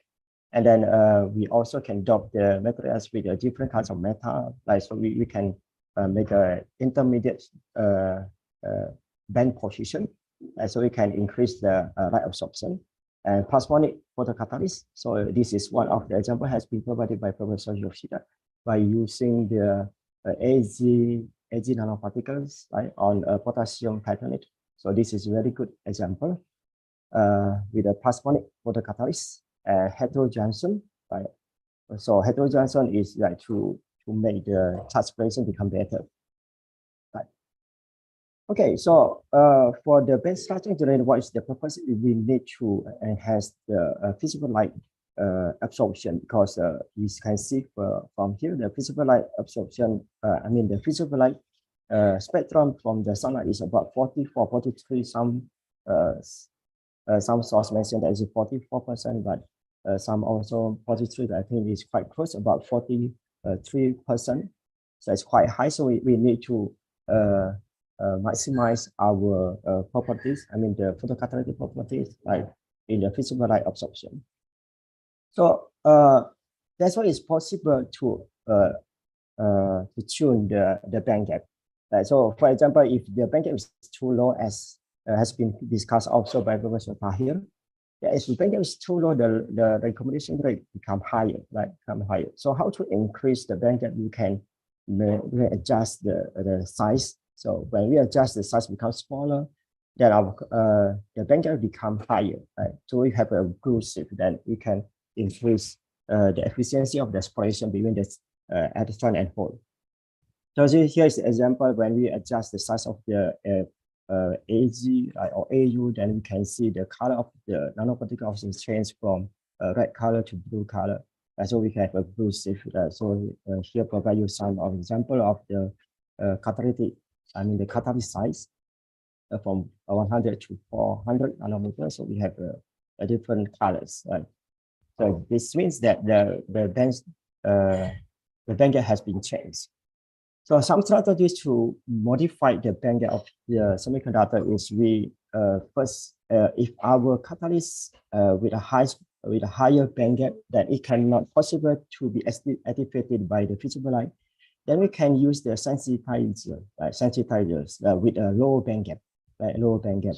So it means that our main catalyst is can provide a position of the the conduction band position is very suitable for the CO2 reduction. As we know that at the beginning, I have mentioned that conduction band position is very important to as a requirement, like to reduce the CO2. So if we have the sensitizer to absorb the visible light, then we can provide the electron. The electron can transfer to the conduction band of this our main semiconductors, and then it can be used for the CO2 reduction. Right. Okay, so it's not only limited for the inorganic, we also can use for the organic. So we have a HOMO or LUMO level here. So the principle is the same, right? We have the sensitizers to eliminate, to generate the electron, and then we can transfer the electron to our main semiconductors. And the other way is we can use the doping, right? So for example, here we can dope with the nitrogen, and we provide a certain acceptor level here, then we can make the band gap become lower. Right? Also, we can dope the semiconductor with the metal, right? And we have a hybridized orbital that make the band gap become lower. We can use the oxygen frequency to make the intermediate state layer, right? So we can also make the band gap become lower. So we can adjust the band gap value. And then the other way is the plasmonic photocatalyst that we use the metal, right? So of course, with a certain size, then this electron can be easier to be excited, right? And because of the property of the electron can tunnel to the, even there's a Schottky barrier, but electron will tunnel to the conduction band of the semiconductors, then we can provide the reduction reaction here. Right? Okay, here I show you the examples that when we drop the sulfur to the TiO2, you can see there's a very good example that the color change, right? So from the white color change to become yellow, orange, and then brown color because the band gap become lower. And because the sulfur provide the intermediate state, right, between the conduction band and valence band in the TiO2 materials. Okay, so here provide you some information about the color and the band gap, right? So, but actually here is from the application, sometimes it's quite different, right? So when we see the color is green color, then we measure the band gap, maybe it's not around 2.7, but this one is, I think, because of the efficiency of the light absorption on the materials. So it will be different, right? Theoretically, that we can see the band gap with this color is with this band gap. Right? Okay, how to analyze that? We successfully modify the band gap of the materials that we can see from the UV visible. Right? So here provide you the very simple information from the UV visible that we can see that we have a bump here. So it means that we still do not modify a lower or make the band gap higher. The band gap still similar, right? However, we successfully dope the materials and have a deeper bump here, right? That means that we have an intermediate state here, local state, right? It's not changing the band gap, right? Okay, then the band gap also changes in the other case as these examples, right? So if the band gap changes, then we can see the right shift, right? The edges will shift to the higher wavelength, right? And also the band gap also can be higher after doping.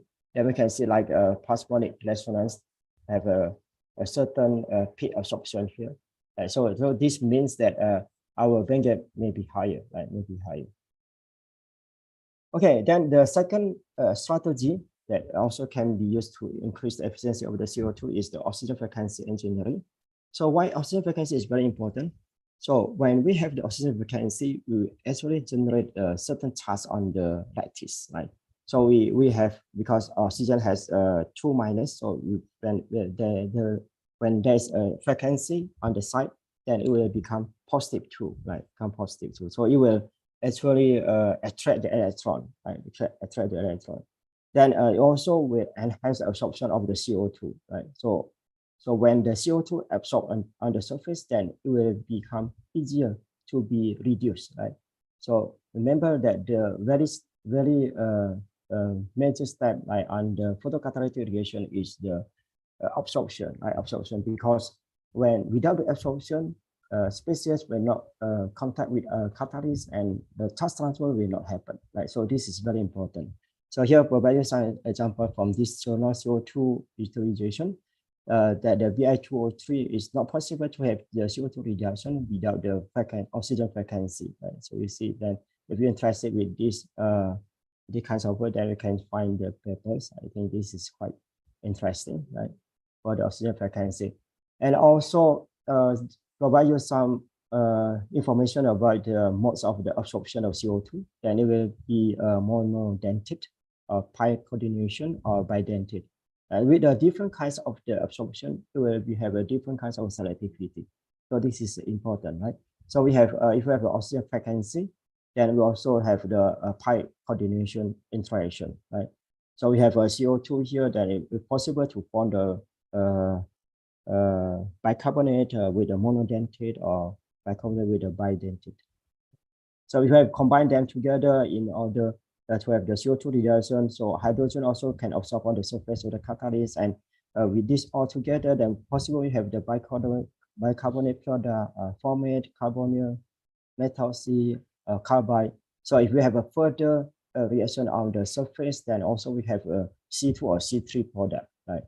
So this is quite challenging in the photocatalytic reaction, because in a photocatalyst, the challenge is in the same particles, we have a reduction and oxidation together, right? So it's not like electrocatalysts. Like electrocatalysts have a very separated reaction. So one electrode is for the reduction reaction, the other electrode is for oxidation reaction. But in the photocatalyst, we have two reactions together in one particle. So it's very challenging. Okay. So how to create the oxygen frequency? First is I provide you here some very common ways that have been proved that we can create the oxygen frequency on a semiconductor. First is heating hydrogenation, ion doping, high energy particles bombardment, atmospheric deoxidation, and mechanical forces, right? So when we have the heating hydrogenation, for example, oxygen in the lattice, and we have hydrogen as a reducing agent, then it will reduce the oxygen in the lattice and form the oxygen frequency and provide the water here, right? So what's the proof here that we can see from the TEM image that the phase will become amorphous. That's right. It's not showing you the lattice fingers, but it's kind of like an amorphous structure. So it means that we have the very oxygen frequency layer on the surface. And then the second thing is the ion doping. When you drop the ions into the TiO2, that will provide the oxygen frequency. So this, not all ions can generate the oxygen frequency. We need to pay attention with the charts, right? So here, for example, Mn2 plus. When Mn2 plus drop the Ti with the 4 plus, then we will generate the two positive, right? Because the charge balance on the surface of the catalyst should be done. Right? So it should have the oxygen frequency on the surface. So we need to pay attention with the charge of the metal when we do the doping to the our matrix. Right? So, here is our semiconductors. Right? Okay, when this happens, we also can check the this doping effect from the SRD, that the peak is shifted to the higher angle. That means that the lattice parameter is changed, right? Then we have the doping actually, right? So also we can check from the lattice parameter, they become lower and lower because of the doping, right? Then when doping happen, then also we provide the oxygen frequency. The oxygen frequency will also generate intermediate state. Then sometimes it's too deep, then we can see the color change, like become that color. Then the other ways we can provide a certain atmosphere with a very low oxygen content in the atmosphere. Then you can actually try to generate try to push the oxygen from the lattice out, like from the materials, like that we can have the oxygen frequency. So this is one of the ways. So usually we can provide here as a argon or maybe nitrogen, very high purity of the nitrogen or argon, or a vacuum condition also possible to generate the oxygen frequency with an increasing temperature. Okay, then the other way is the mechanical force. This is using the like a ball milling method, right? So we just basically hit the surface of the catalyst and make the amorphous structure, right? Then of course some of the oxygen may be will be released from the surface, right? Then here is the way how they prove that this is the oxygen frequency is formed by using the ESR, right? Electroclimactic resonance, that you can see the peak at a Z factor about 2.002. So here is the very specific proof that we have the oxygen frequency. Right? Okay, so the other ways to analyze that we have the oxygen frequency is first is with the electron microscope, right? And EPR with the SPS also possible. Sometimes TGA, DFT, Raman, photoluminescence, then possible annihilation, because we know that oxygen frequency is like a empty side, then we have a positron is positive, right? So you will just eliminate each other, then we can see from the lifetime of the positron, then we can make a conclusion that we have the oxygen frequency. Right? Okay, here show some examples that we have the image like this. We can just pay attention with the dot here. The dot become very darker, or we can less darker. Then we can see that here is the oxygen frequency or no oxygen frequency. So we can see with this kind of the categorization, right? With a direct proof. And also we can see from the SPS, SPS with a certain position about 532. So we 532 is about, here is for the water absorption, right? So the position is about here, right? So T1 something. So if we have the P around here, so it means that we have the oxygen frequency, right? But it's not very strong proof. So usually we need other categorization to support each other, right?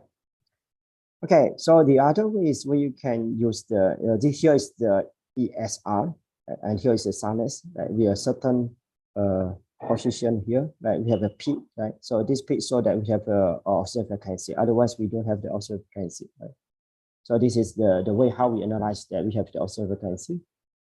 And then what's the important for oxygen frequency? So we if you see many papers, so I just summarize the very important information here. So first, it will optimize the bandgap of the semiconductor, right? Of course, because we have the intermediate state, right? So we can optimize the bandgap of the semiconductor, and then improving the separation of the efficiency of the photo generated carrier, and because we have intermediate state, so it's easier for the electron to be excited, like because the gap is not too high, so you can have a intermediate state, and then after that go further, then you can increase the separation of the electron and hole. And then of course it will also increase the absorption and activation of the CO2, because you know the oxygen frequency has a certain charge, so it will increase the absorption, right? Okay, then the other information that I found from this applied catalysis be that also provide the oxygen frequency with a certain mechanism that we can have S-scheme here because of the oxygen frequency. Then the electron and hole will combine here. Then this electron on this conduction band or hole in this valence band can be active, right? So because they are already spread in a different spaces, right? Phases. So if remember that when electron and hole spread in the same phase, so it's much easier to decombine, right? Compared with the electron and hole spread in the different phases, so it's hard for them to decombine. So efficiency of the reaction will increase, right? So this is the important thing in the oxygen frequency. And then the last one is the carbon-based semiconductor modification. So when we combine our materials like with a certain concentration, with certain content with our main semiconductor, for example, I use the TiO2 like to reduce the CO2, and I combine this with the carbon-based material. So usually the efficiency will increase. Why this increase? Because it will improve the CO2 absorption. Why increase the CO2 absorption? Because carbon and carbon interaction, like the pi interaction, right? So it will increase the absorption. Of course, will increase the efficiency, right? So usually carbon-based material has a higher specific surface area, so it will also increase the active site. And then spreading the photo-generated charges, because we have a heterostructure modification. I mean the more heterostructure semiconductor, right? And then we increase the light absorption because we know that surface area increase. Of course, the light absorption increase, and finally the electron transfer between the pi orbital also increase, right? Okay, so here is the examples that we can use for the carbon-based materials. We can use fullerene, nanotube, graphene, graphite, right? So it can enhance our efficiency. Then here provide you the examples that we use the graphene and with the dopant, right? We have a nitrogen dopant, we can provide a state here, right? So we see the band gap become lower, right? When it increase the contents of the nitrogen, then the band gap also becomes smaller and smaller. You can see it becomes smaller when we have the nitrogen content here become more and more. Right? Then the color of the chains become like a red shift, right? Go to the red color, so it means the band gap become lower. Right. Okay, so the other important carbon-based semiconductors is C3 and 4. This also has been discussed by Professor Tahir. Right, so this is the way how we synthesize the C3 and 4 with this kind of precursors, right, with a certain temperature here. Basically, we just vaporize the ammonia like from the structure, and finally we form the polymerization, right? We call that this is polymeric C3 and 4, right? So this kind of the C3 and 4 is quite stable. Right? Actually, we have 5 kinds of the C3 and 4, but here the graphitic C3 and 4 is the most stable one, And this is very important for the CO2 reduction because the position is very suitable. You see here, the position of the conduction band of the C3 and 4 is very suitable to reduce the CO2 reaction, right? CO2 reduction. Okay, then here I just used some examples to show you the advantages of the carbon-based materials as a supporter to our CO2 reduction. The first, we can increase the surface area, right? So here, this is the example. So we can increase the surface area, then enhance the reaction. As charge separation become better, they also increase the CO2 absorption, right? And also sometimes the carbon materials can behave like an electron or hole reservoir to provide more active side, and then also increase the light harvesting. So it depends on the morphology of the carbon-based materials, like a tube-like material, or maybe a small particles, or maybe the surface is like a flower, right? So this will increase the light harvesting. Excuse me, Dr. Hairus. Yes. So, interrupting your time, I will remind that your time in 2 minutes left. Okay, I finished the session. Okay, thank you very much. Okay, here is the conclusion that first I want to remind you that CO2 reduction is very challenging because until now it's hard to see the performance in a unit of millimole, right? So instead of micromole, so usually I saw most of the paper use micromole. So this is a very challenging problem here. Then the second one is we need to overcome the CO2 dissolution, CO2 dissolution in the catalytic efficiency, to improve the catalytic efficiency. And then in this talk, I just want to remind you again that band structure engineering, modification of the oxygen frequency, and by forming the heterostructure with the carbon-based semiconductor is very important, right, to increase the photocatalytic CO2 reduction. Okay, I think that's all for my talk for today. Thank you very much for your attention, and I'm ready to take your questions. Thank you. Okay. Thank you so much, Dr. Hairus, for your presentation. Now we've heard all the presentation, and now it's time for Q&A session. All the topic is very, very interesting. This can be seen from the enthusiasm of the participant who asks question in the chat box. There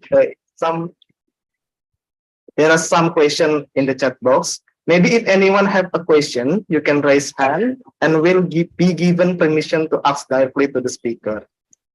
Maybe I will start the question from the chat box. I will pin the question. First question. Okay. Maybe the first question from our student, Dinar. This question belongs to Prof. Yosida. Prof. Yosida, maybe you can find the question in the chat box. Okay, which one? I will pin the question. Excuse me, I want to add something. First, I want to introduce myself. My name is Dinar. My question is, what are the potential application of photocatalytic carbon dioxide reduction using potassium hexatitanate microcrystal, and how does the crystal structure and composition influence its performance in this process? You can question, sir? Okay. Now the carbon dioxide photo reduction is quite difficult. So I mean, efficiency is not so high. So now we can observe that phenomena in our laboratory, but it's quite tough to detect the products. I mean, the very small products is obtained. So I guess the current state is not possible for the application. So maybe 10 years, 20 years cost to be applied the real application. So that now we are concentrated to know how can we improve the photocatalytic. So that my lecture is one of them, how to manage the photocatalytic activity, especially related to the structure or co-catalyst. So in this knowledge will help us to build up the real applicable photocatalysts in future. Nowadays, at present, we cannot use it. And another point is the concentration of carbon dioxide. If we usually use the 100% of carbon dioxide bubbled into the water, so the application should be limited to such kind of the concentration. So if carbon dioxide was escaped to the air, I think it's quite difficult to catch and convert it. So that the application should be the outlet of some reactor or some industry or something. So we must make a strategy to use our technology in future. Is it okay? And the composition of the KTO is now we of course we try some doping on KTO, but the result is not so happy because the doping is sometimes good to increase the hot adsorption, but not for the hot catalysis. And of course, sometimes we are lucky to see the good result, but usually not so. And in our case also, the pure KTO is best in this moment because the dopant or some other elements can accelerate the recombination of the electron hole in the crystals. So it may be quite difficult to control the function of these other elements. But we hope such kind of strategy to improve the catalytic activity, of course. Is it okay? Is it clear? Dinar, maybe if you have any feedback, you can open the mic or write down the feedback on the column chat. Maybe it's clear. Thank you so much, Dr. Sida. Okay, and the next question belong to Professor Muhammad Tahir. I will pin the question in chat box. Professor Tahir, what are the half reaction for carbon dioxide reduction in aqueous medium? Let's assume we have an aqueous electrolytic cell with a noble metal electrode and carbon dioxide bubble in continuously. What would the half reaction be? Probably water reduction would be competing with carbon dioxide reduction. And how do two competing reduction affect the formulation of the cell half reaction? And how would such system differ from another with two appropriate working electrode? Maybe Prof. Tahir, did you find? Okay, I think it's a very interesting question. So actually, you know, the professor already explained one of the issue is the competing reactions. I think all of the three presenters have they agree with the same thing. The problem is competing reactions. So for example, if you are going to reduce CO2 and CO2 going to produce CO, so reduction potential of hydrogen is less than to produce CO. Sometimes the favorable reaction is the hydrogen production. So that's why we have to select the materials. We have to select the electrodes. So and then we can modify the electrodes so that we can shift the reduction potential toward the CO2. So means if we can manage to modify the electrode with the materials, any material that can shift the potential, we can minimize the competing reactions. Otherwise, this will every time happen. Even in the electro or a photo cell, this problem is there. We have to shift the potential. Once we shift, the problem will solve. Yeah. Yeah, it's clear. Okay. Thank you so much. Thank you so much, Prof. Tahir. And the next question. And the next question I will give to Dr. Hairus. I will pin the question in the chat box. Okay. The question from our student Kelvin Febriano. What kind of technology nowadays that may already apply the photocatalytic conversion? What its benefit would be more environmentally improved in this day of artificial development if it somehow could also be implemented through the establishment of technology? Thank you. Maybe Dr. Hairus?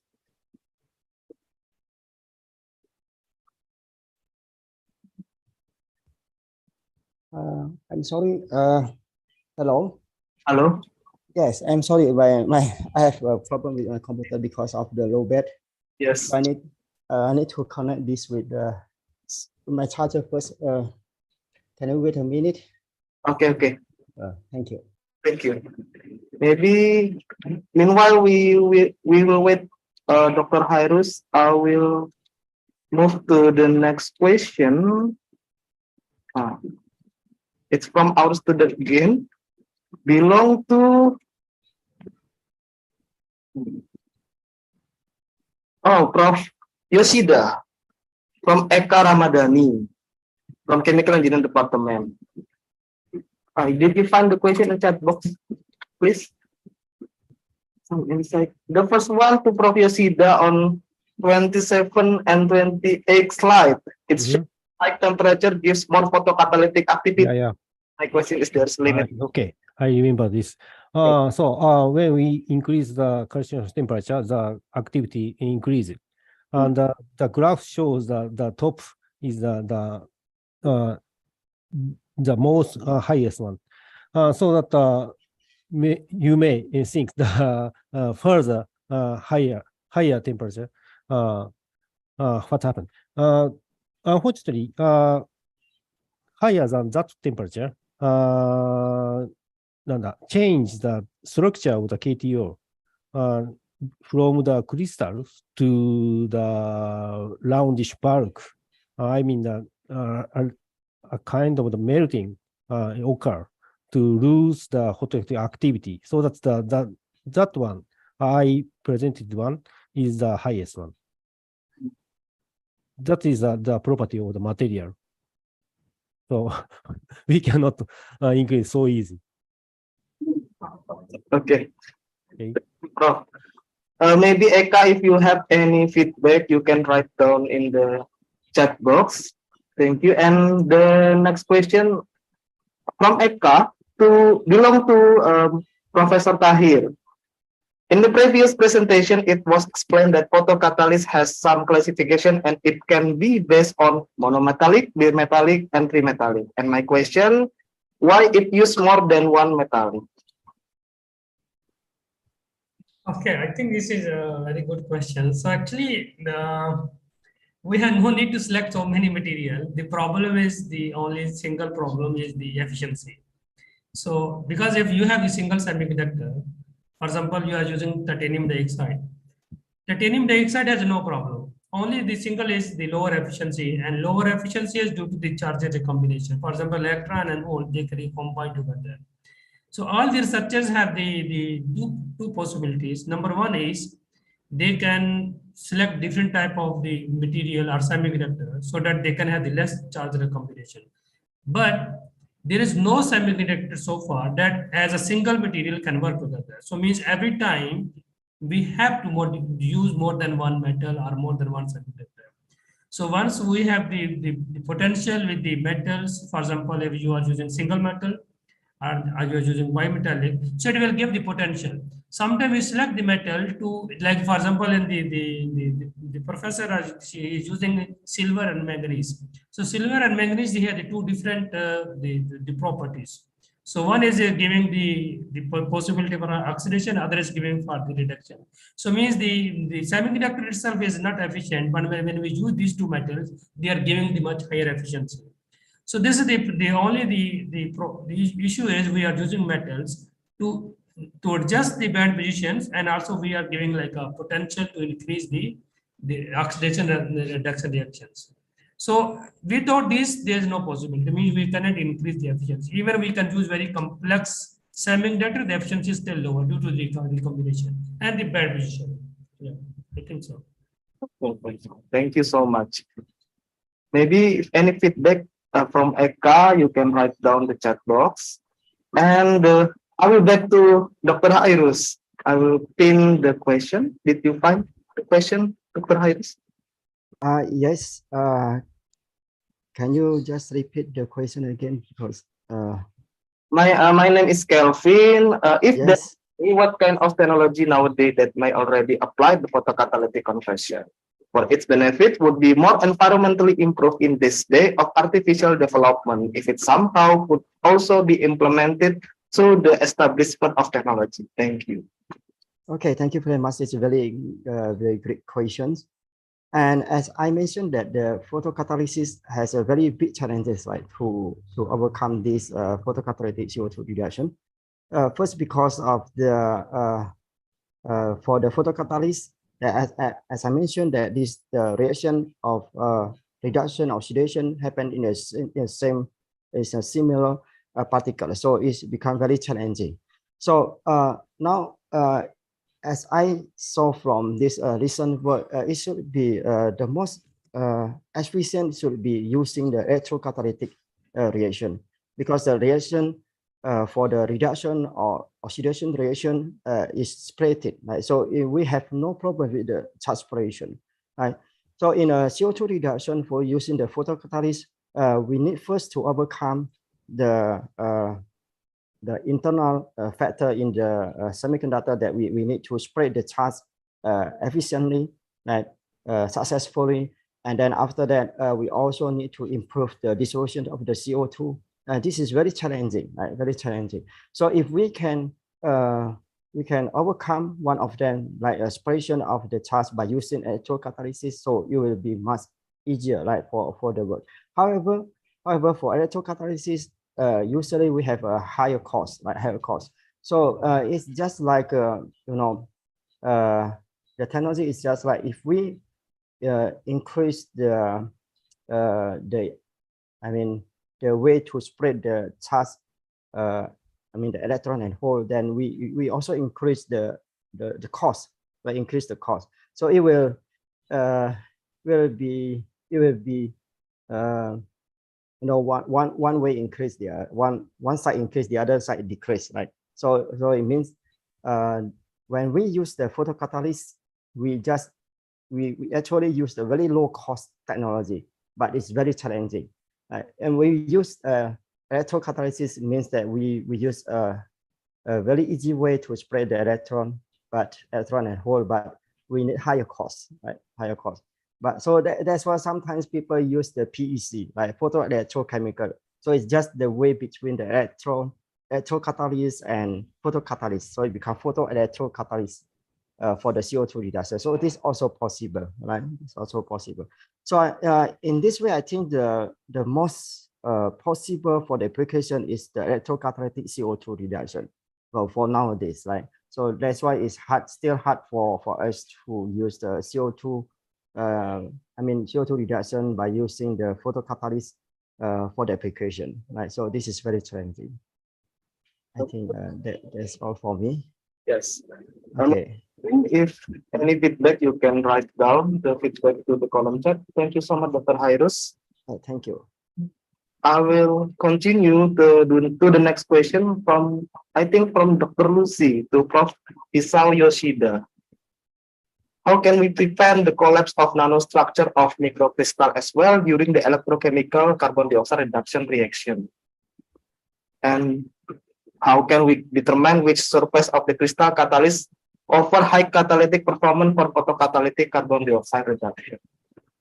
Did you find the question in the chat box? Yeah, I found it. But I cannot understand the meaning of the question, the aim of the question. The first is the cross. Did he observe such phenomena? If he or she did the experiment and the cross was observed on the electrode, some reaction of the solid materials occur. The whole oxidation of that material occur. Some elements escape to the liquid phase, or high voltage do something. I don't know because I'm not a researcher for the electrolysis, so that it's quite difficult to exactly answer. And second is the surface. In this case, we catalyst researcher using the BET method to estimate the surface area of the catalyst. In this case, the area per gram of catalyst. So that we usually use the powder catalyst to be measured by instruments. So that if you get the surface part, as a powder, you can get the measurements results correctly. However, if you want to measure as it is, the electrode itself, I think it's not so easy to be estimated. But consider that the nanomaterials on the electrode has the high surface area, house BT surface area, but the substrate is not so. So that you may find some values, and nitrogen is used. Yeah, for the BT measurements, usually nitrogen was used. And of course, other gases also available, but nitrogen is very useful because we can obtain the liquid nitrogen easily in lab. So the liquid nitrogen temperature gives the strong absorption, physical absorption of nitrogen on the surface, on everywhere on the surface, so that we can calculate the surface area by using the molecular size of nitrogen. Is it okay? Yeah, it's clear, Prof. Mhm. Is it clear? Thank you. Thank you. Okay, maybe we move up to the next question to Prof. Tahir. I will pin the question. How can we check the selectivity technique for the desired product during the electrochemical carbon dioxide reduction? How can we measure intermediate product, X carbon dioxide radials, hydrocarbon, and so on, of carbon dioxide reduction reaction? It is clear, Prof. Tahir, for the I'm question. looking at the questions actually, yeah. What were the questions? How we can check the selectivity of the desired product during the electrochemical carbon dioxide reduction. And the second question is how we can measure the intermediate products, for example, like carbon dioxide radials or hydrocarbon or etc. of the result of carbon reduction reaction. I found. Yeah. Okay, so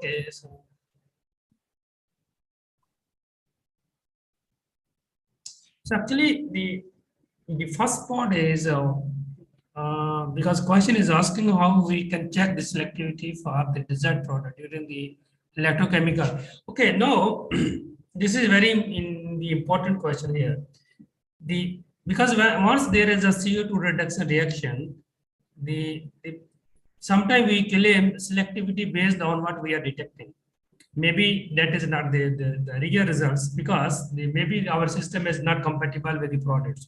So that's why if you want to know the complete spectrum of your products, so normally if you have in a gas phase, we can do GC. So GC, then you have the GC, TCD, and FID. For example, if you want to detect methane or other hydrocarbon, you should have to move with the FID, or you can have the methanation reactions to convert CO2 to CO2. and TCD can measure you CO, CO2 like this. But sometimes, if the GC, you are using the carrier gas, that is another important factor. For example, if you are using TCD and your carrier gas is argon, you are unable to detect CO in a lower limit. So you should have to make sure that when you are using your GC, you should have to have the suitable carrier gas. For example, for CO, the best is helium. And for if you want to detect hydrogen, the best is argon. At the one time, you cannot detect both the products. This is one of the major challenges in our case. For example, if maybe in your system, because I noticed now recently, I'm using the micro GC that can detect hydrogen and CO at one time. So every time I am getting hydrogen, and before this, whenever I was using like the normal GC, I'm not getting hydrogen. So it means hydrogen is every time there, but maybe you are unable to detect due to your the system that you are using. And if you want to detect intermediate, you should have the in situ IR. So once you have the in situ IR, or you have the drift system with your reactor, you can easily detect the intermediate products. And hydrocarbon, you can detect depend on your column, and if you're using FID and you check with the compatibility of your column, you can easily detect the series of the C1 to C6 like these products. But the one of the challenge is, as I'm repeating, the system compatibility with your product.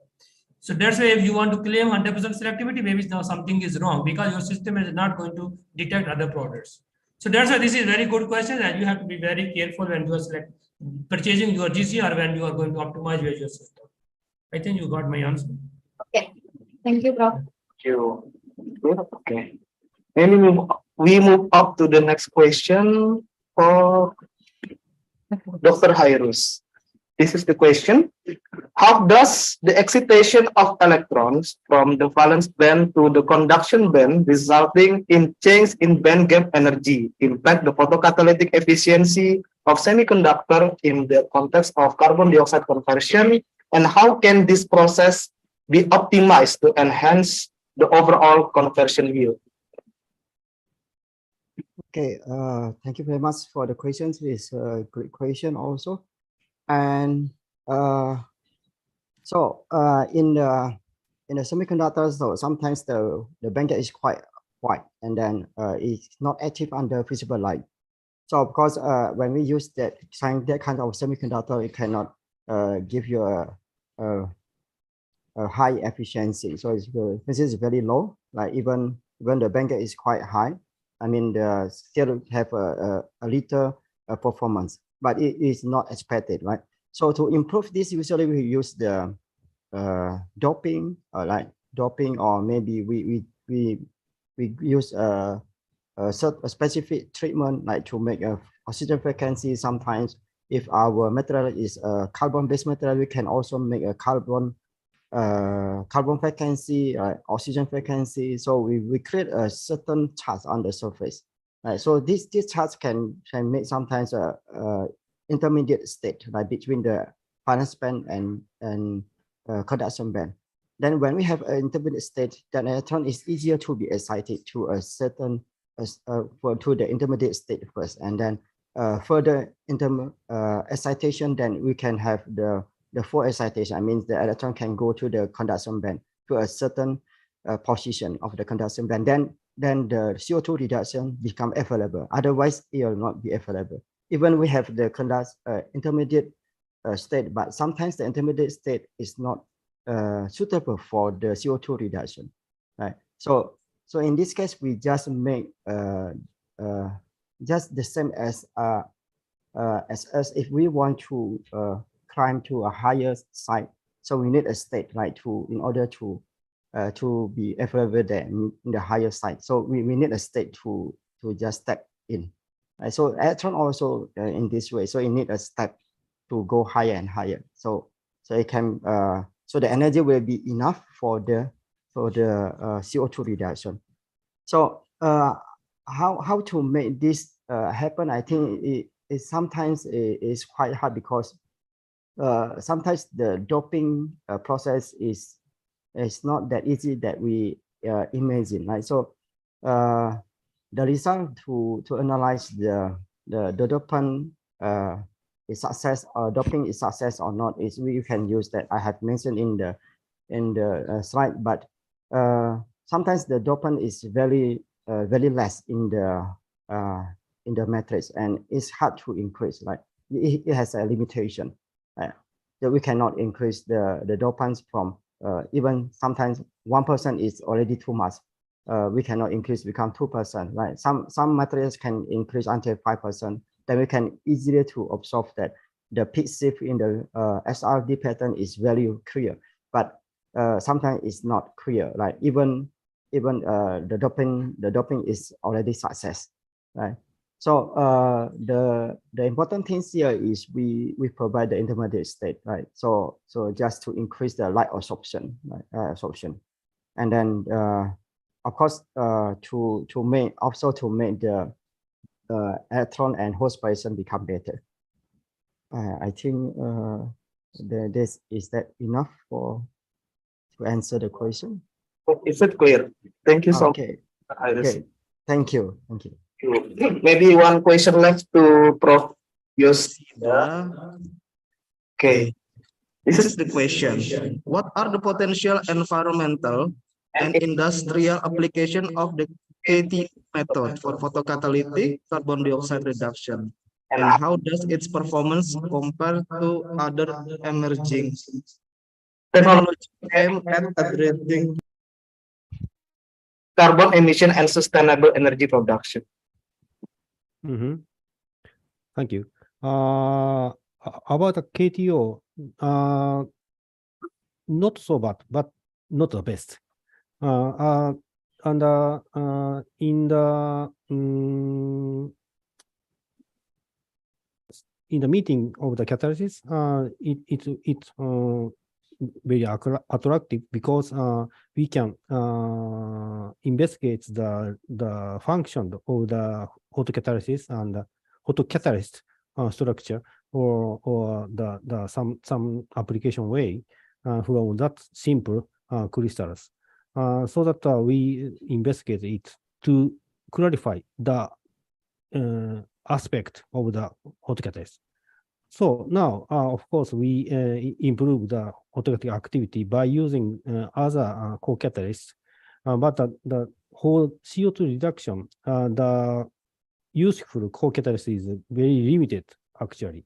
The silver is maybe only one, so that we may develop that co-catalyst by modifying the silver part, maybe. And I think the photocatalyst itself has a big potential because now the efficiency is quite low. So I mean, we have room to be improved. So I believe almost all catalysts can be improved, maybe factor 10 or 100 from now. Thank you. Thank you. Okay, due to the time limitation, maybe it is the last question. The last question is from me.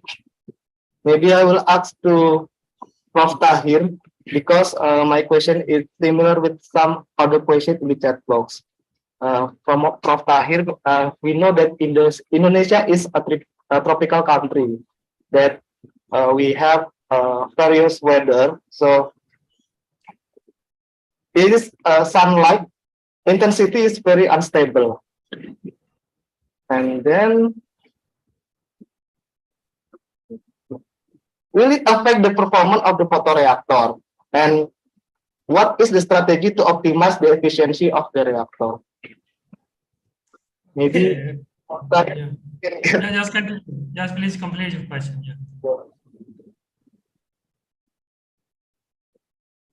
Answer? Yes, please. Okay, so I just want to add, I think this is one of the very important questions, specifically in Indonesia, Malaysia, and Japan. So when there is the problem is with the light. Okay, before that, I just give the one important information. Sometimes you are doing your photocatalytic CO2 reduction or the water splitting reactions, and you are getting very low efficiency or there's no results. So meaning that you are using the power of the light that is not enough to produce the charges. So because this happened with us many times, means same catalyst, sometimes we are not getting the results, but when we change the power of the light, we are getting the result. So it means you should have to give the minimum power of the light intensity to generate the charges. If the power is less than the required amount of a semiconductor, you are not getting anything.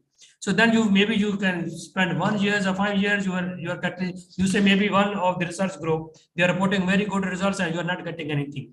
So maybe you are not looking to your other factors, but you are just looking, they are using this type, we are using this catalyst, and we are not getting the results.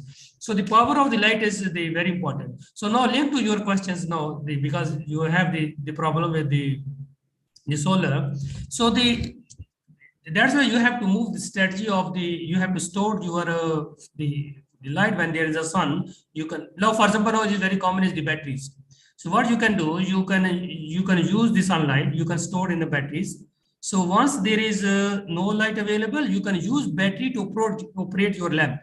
So you can use still you can use the photo process, but indirectly. So I did this one last time in Malaysia. I have the two systems. I can use direct sunlight, and at the same time I have the indirect through the batteries. So in this way, this is actually also like very common in and many other places. So you can use the lower intensity of the light and other way through the solar simulator. So when you use the solar simulator, it will concentrate the lower intensity light to the higher intensity. So with the help of simulator, you can also get the same results when you have the lower power of the sun. So this is the second point. Third point is when you are looking for your the performance, you have to make sure the interaction of your catalyst with the light. Size of the reactor is very important. Sometimes some students design the reactor very big size.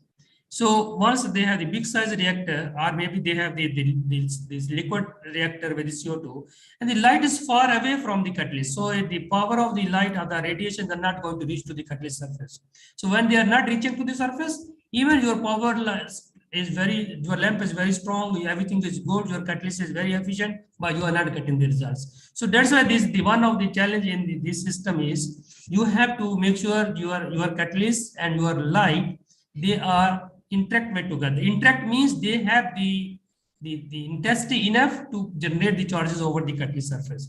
Then of course this modification, doping, all these things are the secondary. First important is there should be interaction between light and the catalyst.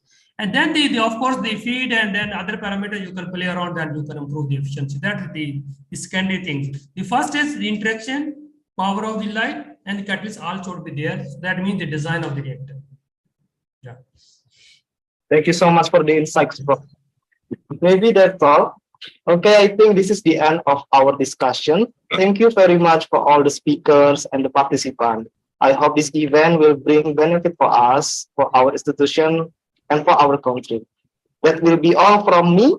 My apologies for any mistake. I will give it back to Mr. Ginting. Terima kasih. Thank you. Assalamualaikum warahmatullahi wabarakatuh. Waalaikumsalam warahmatullahi wabarakatuh. Waalaikumsalam warahmatullahi wabarakatuh. And a good job, well done. And next, as a token of our gratitude, we would like to present a certificate of appreciation for all of the speakers.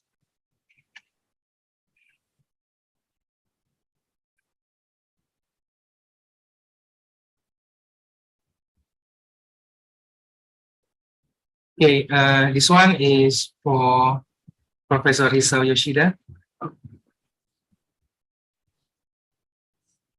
And next is for Professor Muhammad Tahir.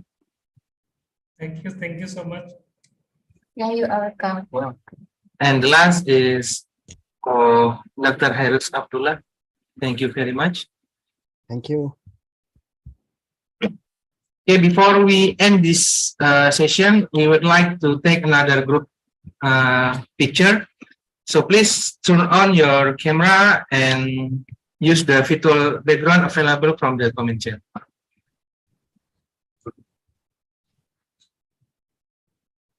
Okay, I will guide the photo taking. Maybe we will take the two pictures. For the first slide, 1, 2, 3.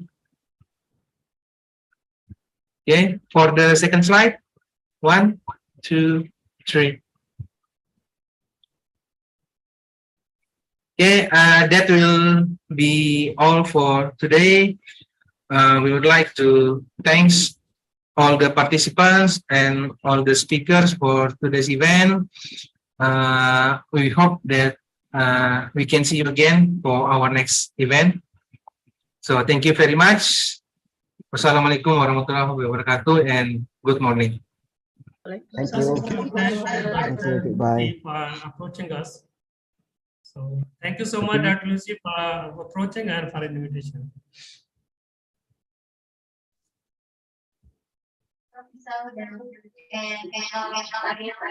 Yes.